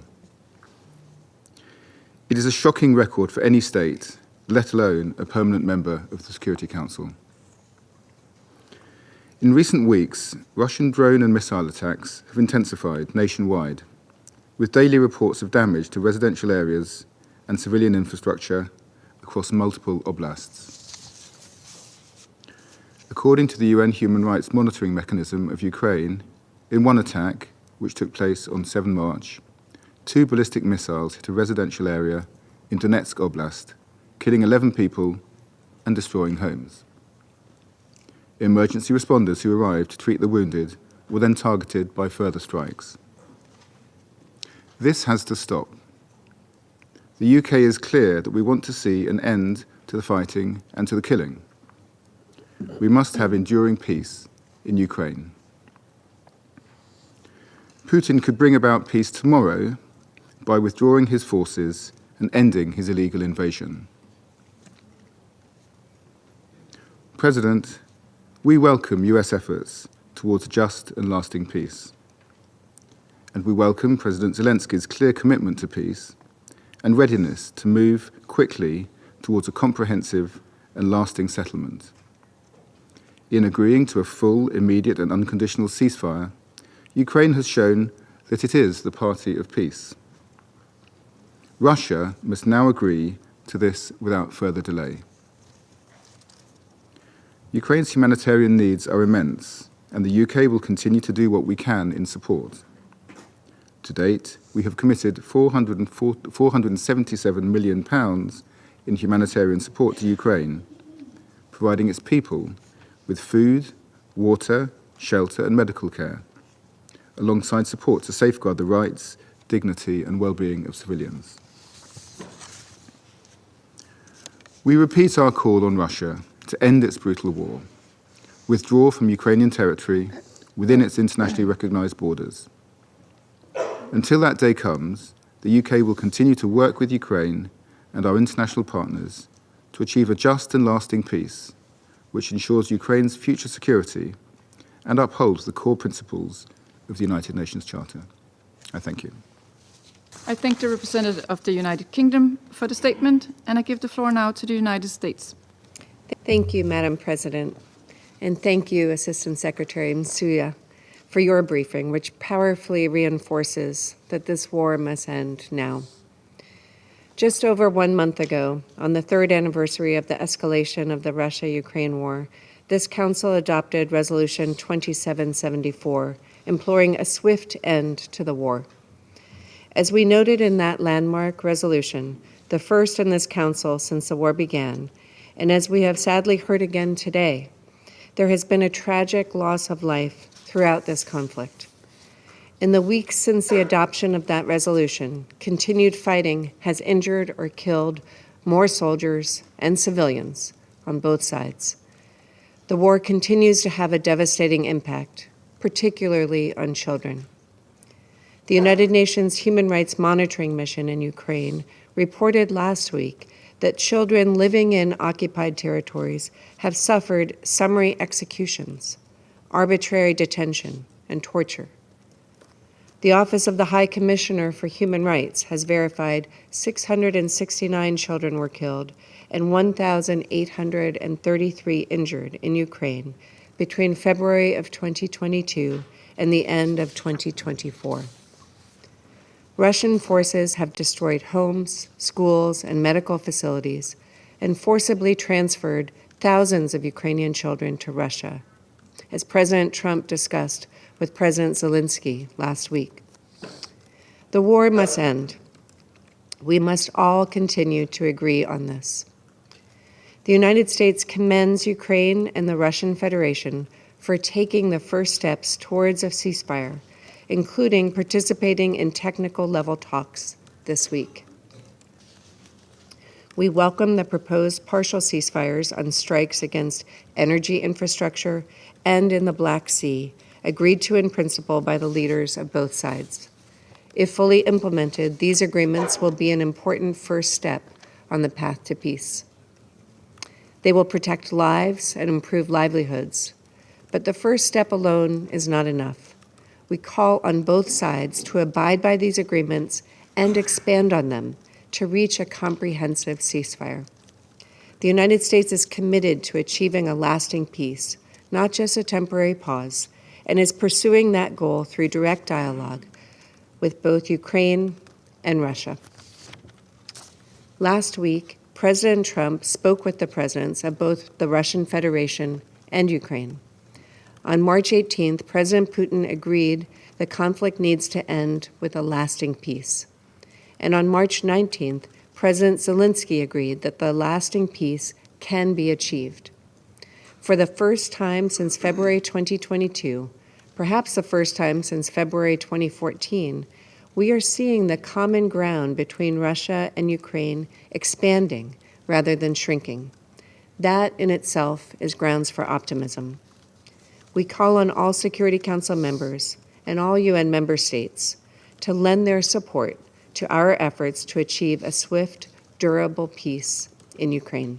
I thank you. I thank the representative of the United States for the statement. I'll now give the floor to the representative of Somalia. Thank you, Madam President. Let me begin by thanking ASG Musoya for her comprehensive and sobering briefings to the Council today. I also want to welcome Ukraine, Lithuania, Poland, head of the delegation of the European Union, to participate in our discussions today. Madam President, recent breakthrough in Riyadh, Kingdom of Saudi Arabia, with the United States has successfully facilitated agreement between the parties and built upon the resolution 2774, creating a tangible momentum toward the escalation. The agreement to ensure safe navigation in the Black Sea, particularly for commercial vessels, represents a practical step toward reducing tensions and protecting vital economic infrastructure. However, we must acknowledge the continuing humanitarian challenges. As ASG Musoya briefings make clear, the humanitarian situation remains dire, particularly in the frontline areas where civilian infrastructures and essential services have been severely impacted. The protection of civilians and civilian infrastructure remains paramount, particularly in the frontline regions where access to basic services have been severely impacted. Madam President, in light of this development and continuing challenges, this Council should focus on three priorities. First, supporting the implementation and the monitoring of the recently agreed maritime safety measure and infrastructure protection arrangement. Second, expanding humanitarian access to affected populations, particularly in areas where delivery of essential services has been compromised. Third, building this momentum to encourage broader dialogue toward a comprehensive ceasefire and sustainable political solutions. While challenges remain, these steps toward de-escalation provide foundation for further diplomatic initiatives. As we move forward, this Council must remain actively engaged in supporting this positive development while addressing an ongoing humanitarian needs. Madam President, to conclude, there is no military solution to the conflict in Ukraine. The only sustainable solution is to work together toward strengthening diplomatic engagement and create a condition conducive to a just and lasting peace. The path to peace begins with ceasefire, continues through respect for international law and international humanitarian law, and ends with justice. We remain committed to these principles and for our most determined efforts to restore peace in Ukraine and its people and the region in whole. I thank you. I thank the representative of Somalia for the statement. I shall now make a statement in my capacity as the representative of Denmark. Assistant Secretary General Masuya, thank you for your sobering briefing. Your briefing confirmed once again that since we last discussed the aggression against Ukraine in the Security Council, we've seen continued airstrikes by the Russian Federation, which have killed civilians and damaged civilian infrastructure. In the last month, we've seen multiple attacks on hospitals, apartment blocks, administrative buildings, supermarkets, and commercial vessels. Attacks continue unabated. As ASG Masuya has mentioned, a particularly deadly attack was launched on March 7 against a city center in Donetsk Oblast. The attack resulted in 11 civilian deaths and over 50 injured, including 7 children. A double tap strike then deliberately targeted the rescue service attempting to free survivors trapped under the rubble. It was the same on March 12.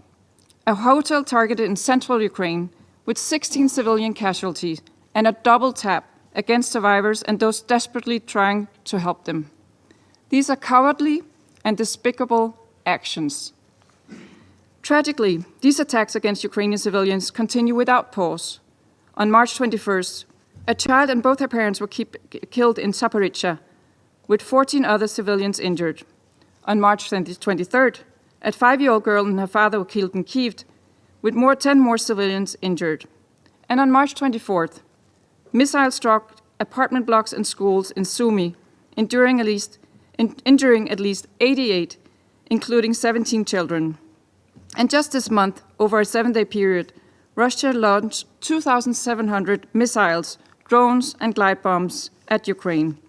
Needless to say, the humanitarian suffering caused by such a ceaseless aerial blitz is truly horrific. Colleagues, Russia's illegal war of aggression is not just a European concern. On March 11, a Russian ballistic missile, armed with cluster munitions, targeted a Barbados-flagged civilian vessel in Odessa, loading wheat bound for Algeria. The attack killed 4 Syrian sailors and wounded 2 other civilians. Another display of the complete disregard for civilian lives.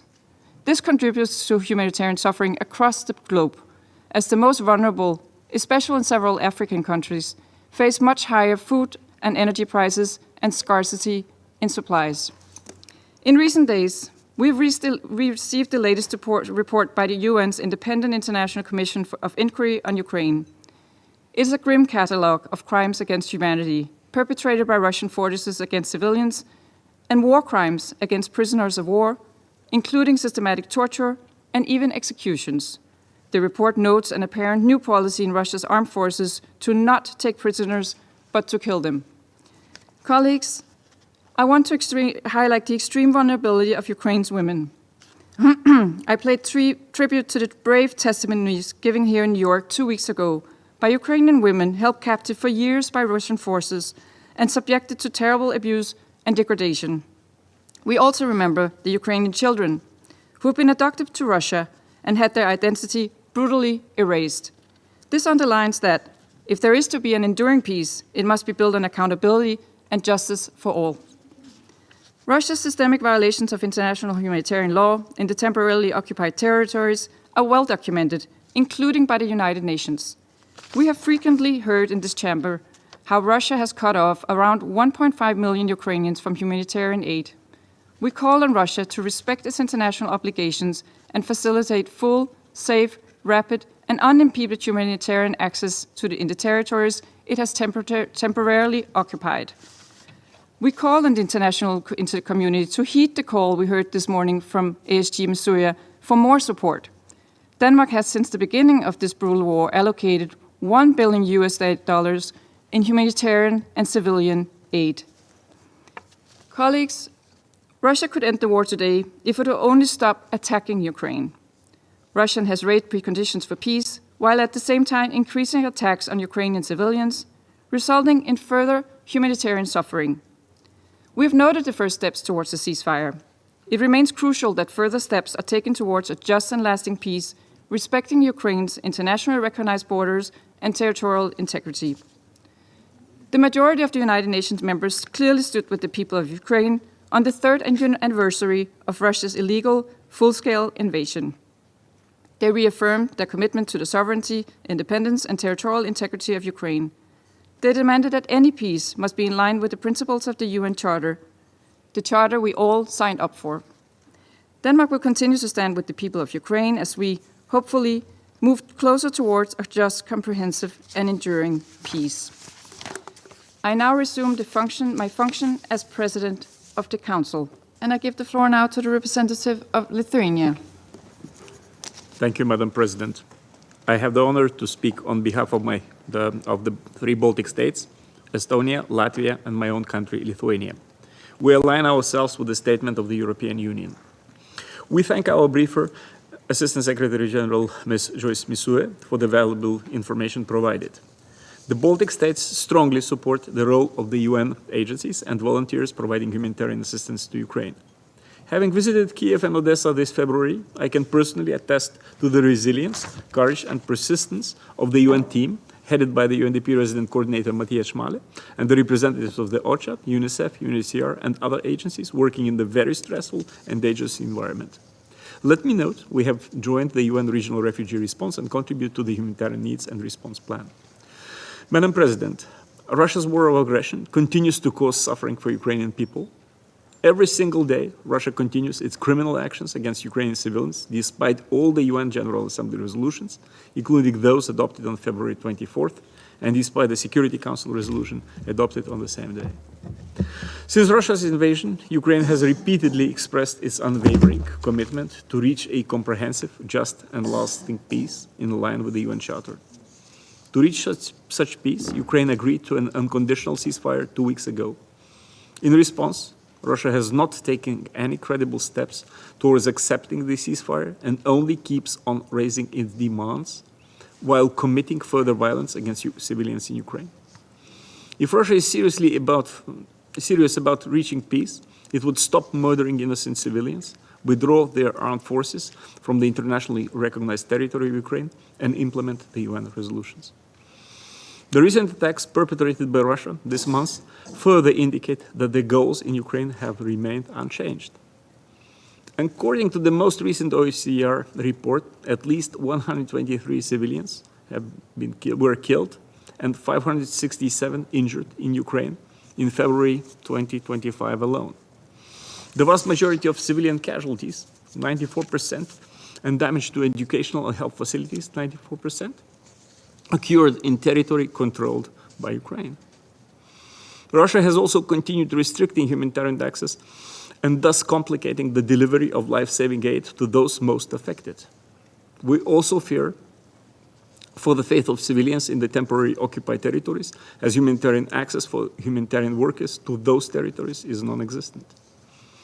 The Independent International Commission of Inquiry on Ukraine, in its March 11th report, has stated that Russian authorities committed enforced disappearances and torture as part of the widespread and systematic attack against civilian population and pursuant to a coordinated state policy.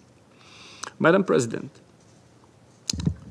President Putin's latest decree forcing Ukrainians in Russia or temporary occupied territories of Ukraine to leave or to receive Russian documents by September 10th, is yet another example of Russia's ongoing policy of ethnic cleansing, Russification, and forced assimilation, aiming to erase Ukrainian identity and nation. This is in gross violation with the international human rights law and the Convention on the Prevention and Punishment of the Crime of Genocide. Madam President, the Baltic States strongly condemns Russia's aggression against Ukraine in blatant violation of UN Charter and international law. Russia's continued attacks against civilians, including children, humanitarian workers, and medical personnel, constitute heinous war crimes. We demand full accountability for the war crimes and crimes against humanity committed during Russia's war of aggression against Ukraine. Launched last April, the Register of Damage for those affected by Russia's aggression enabled to work on the compensation mechanism. Furthermore, the European Court of Human Rights is dealing with over 4,000 cases against Russia related to events Crimea, Donbass, and wider war against Ukraine. While war crimes, crimes against humanity, and genocide can be prosecuted by the International Criminal Court, the crime of aggression can only be prosecuted by the Special Tribunal. The Baltic States have continuously advocated for a strong and effective Special Tribunal that would be empowered to bring justice for the crime of aggression against Ukraine, having broad cross-regional support.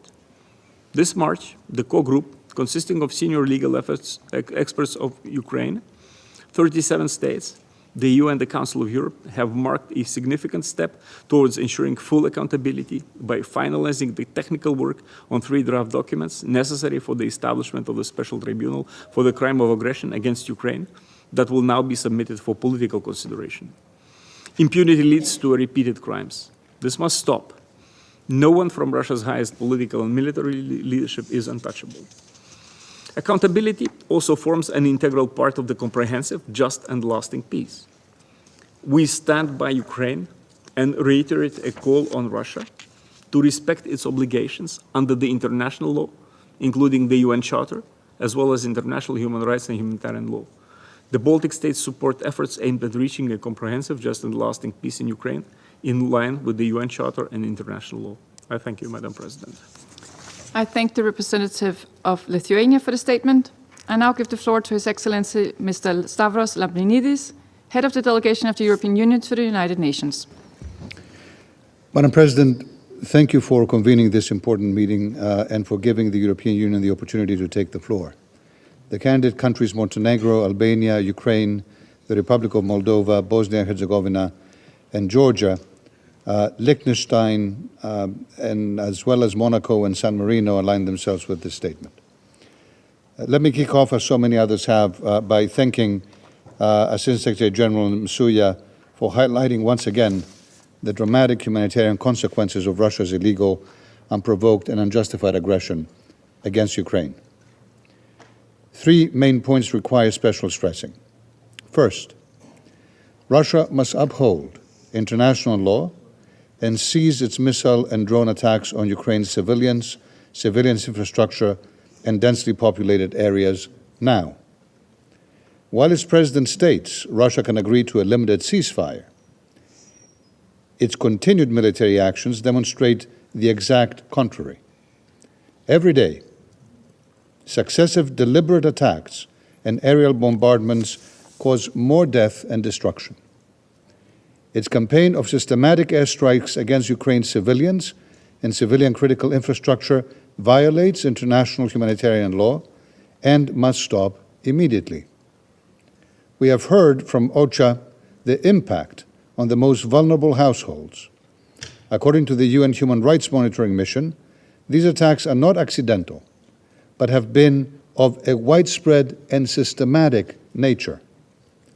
The Office of the High Commissioner for Human Rights has further documented over 12,000 civilians killed over the past 3 years, of which over 600 were children. And let me open a parenthesis to say that the gall of the Russian Federation in this room today to accuse others of a lack of conscience in the face of such brutality is both unseemly and unconscionable and frankly shameful.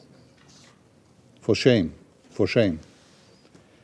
There can be no impunity for these atrocities.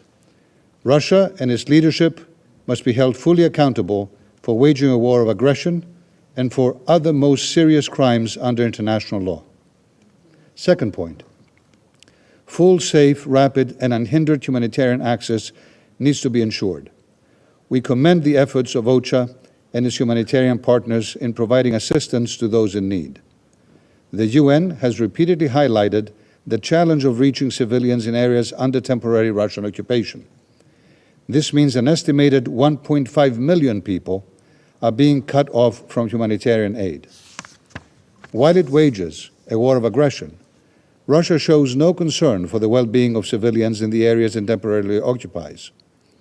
In accordance with international humanitarian law, it must facilitate full, safe, rapid, and unimpeded passage of humanitarian relief for all civilians in need.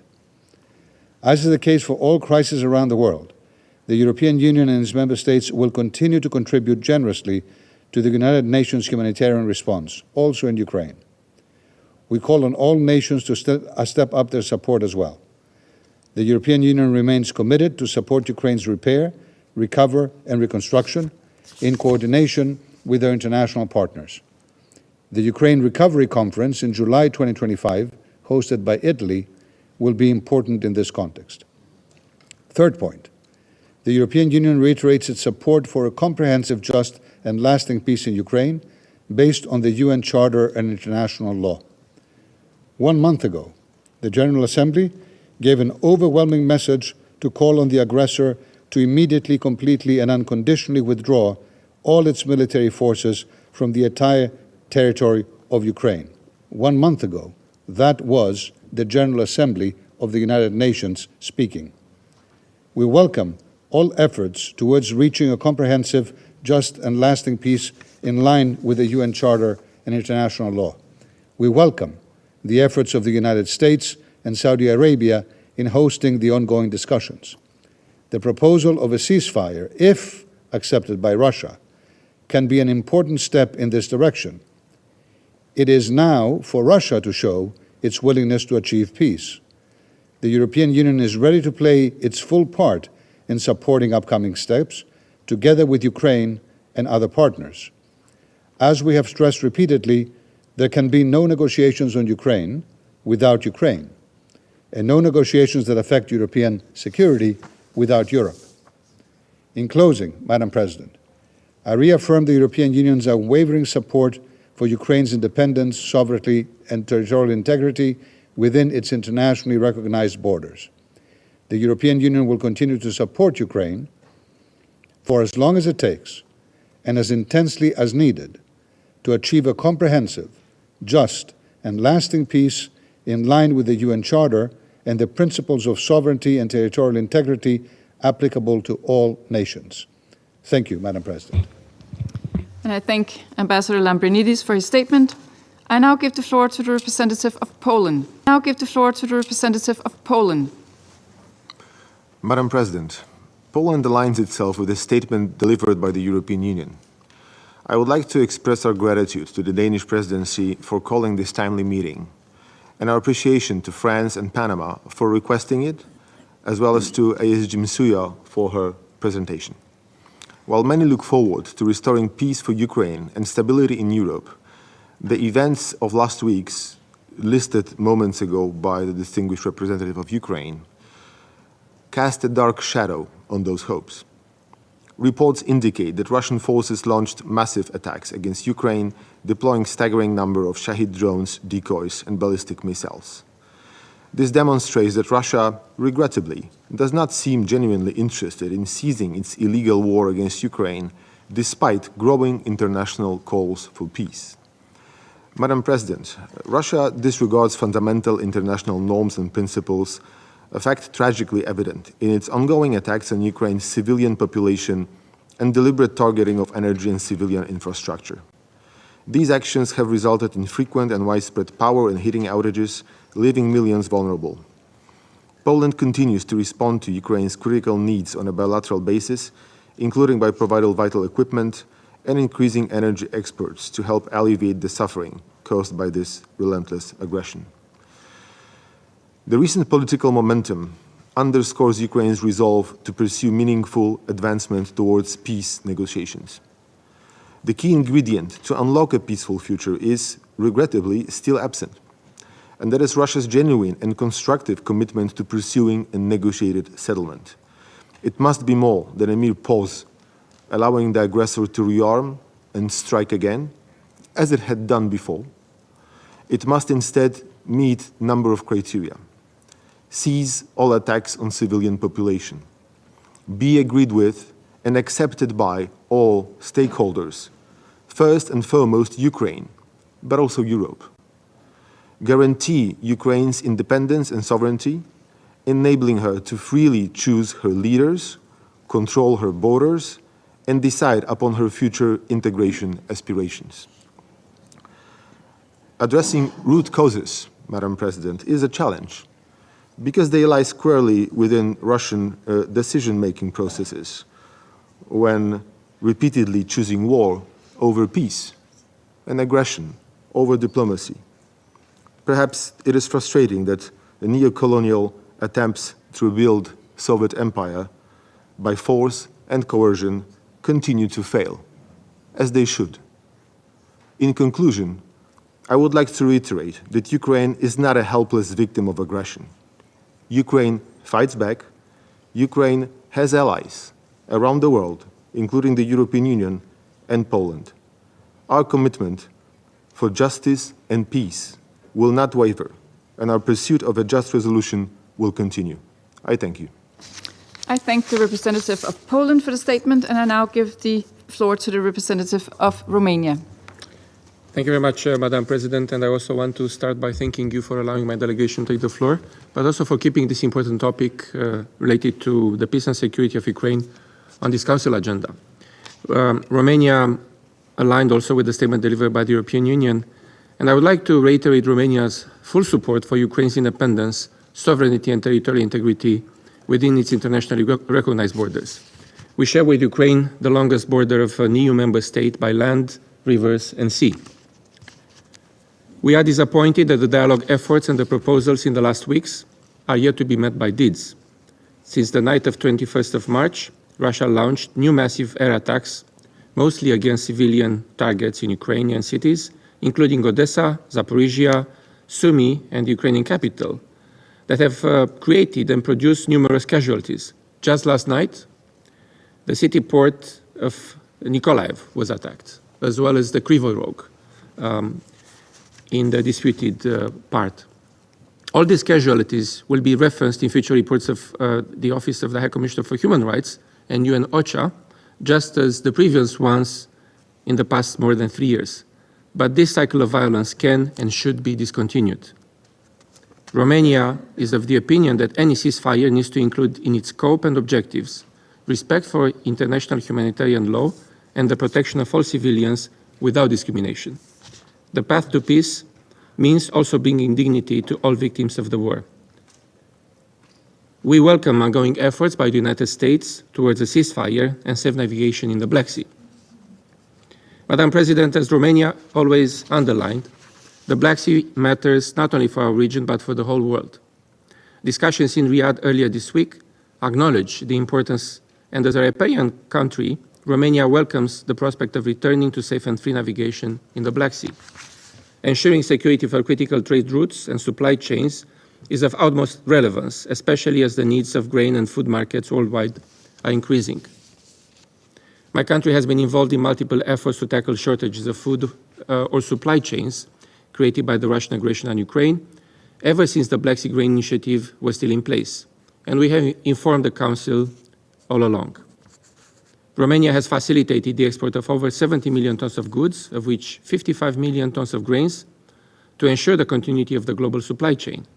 At the same time, the European Union created the European Solidarity Lanes, which made use of the Romanian infrastructure alongside other neighboring countries to Ukraine to make available food products to the global market. In closing, Madam President, our long-standing position since day one of the Russian invasion of Ukraine has been very clear. The achievement of a comprehensive, just and lasting peace needs to be in line with the UN Charter and the principles of sovereignty and territorial integrity applicable to all nations. Thank you, Madam President. I thank the representative of Romania for the statement, and I now give the floor to the representative of Finland. Thank you, Madam President. I have the honor to address the Council on behalf of the Nordic countries, Denmark, Iceland, Norway, Sweden, and my own country, Finland. And I thank the Assistant Secretary General for her briefing. To achieve peace, we have to talk about its contours, and we note the ongoing discussions to this end. Ukraine deserves peace, a peace that is comprehensive, just and lasting, based on the rules and principles enshrined in the Charter and international law. Any other short-term solution risks renewed conflict or aggression elsewhere. The Nordic countries stand ready to support all efforts towards a sustainable peace. Madam President, nothing underlines the need for peace as concretely as the dire humanitarian situation in Ukraine. Close to 4 million Ukrainians are displaced internally, and almost 7 million have had to flee their home country. The unlawful deportation of thousands of children by Russia is abhorrent.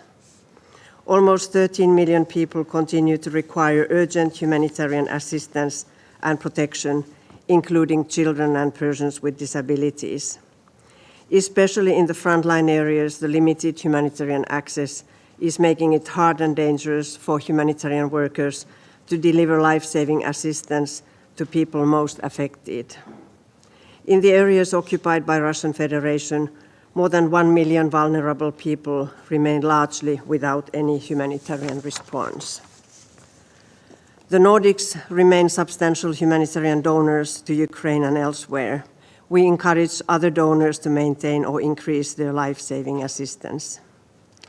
While we talk about peace, Russia has continued its ruthless attacks against civilians and civilian objects in utter disregard of the laws of war. Just 2 days ago, on Monday, a Russian missile attack injured dozens of civilians and damaged a school and a hospital in the city of Sumy. On Sunday, Russian attacks in Kiev killed a father, his 5-year-old daughter, and an 80-year-old woman. These acts unavoidably raise the question whether Russia is genuinely willing to move towards peace, or whether it is using the discussions as a mere charade without giving up the ultimate goal to subjugate Ukraine and its people. Last night, just hours after the agreement on safe navigation had been announced, Russia directed a drone attack on the Ukrainian port city of Mykolaiv. Ukraine has expressed its readiness to immediately enact a 30-day ceasefire. Russia, on the other hand, agreed only to a limited ceasefire with several preconditions. This speaks volumes. Russia seems to continue to choose war while we speak. Across the globe, people continue suffering from soaring food and fuel prices as the war continues to disrupt supply chains and destabilize international markets. Madam President, it is up to all of us now to defend the international peace architecture built on the UN Charter wherever it is threatened. It is in the interest of all of us to ensure that might does not make right, and internationally recognized borders are not moved through the use of force. The Nordic countries want to underline that every sovereign state must maintain its right to choose its own alliances and its legal defense and security arrangements. Madam President, we note the new agreement on the safe navigation in the Black Sea, which should be implemented without delay and without additional conditions. Despite the immeasurable hardships caused by Russian invasion, Ukraine continues to defend its freedom, its independence, sovereignty, and territorial integrity. The Nordic countries will stand by Ukraine in this as long as it is needed. I thank you. I thank the representative of Finland for the statement, and I now give the floor to Mr. Paul Beresford Hill, Permanent Observer of the Sovereign Order of Malta to the United Nations. Madam President, at the outset I wish to thank the President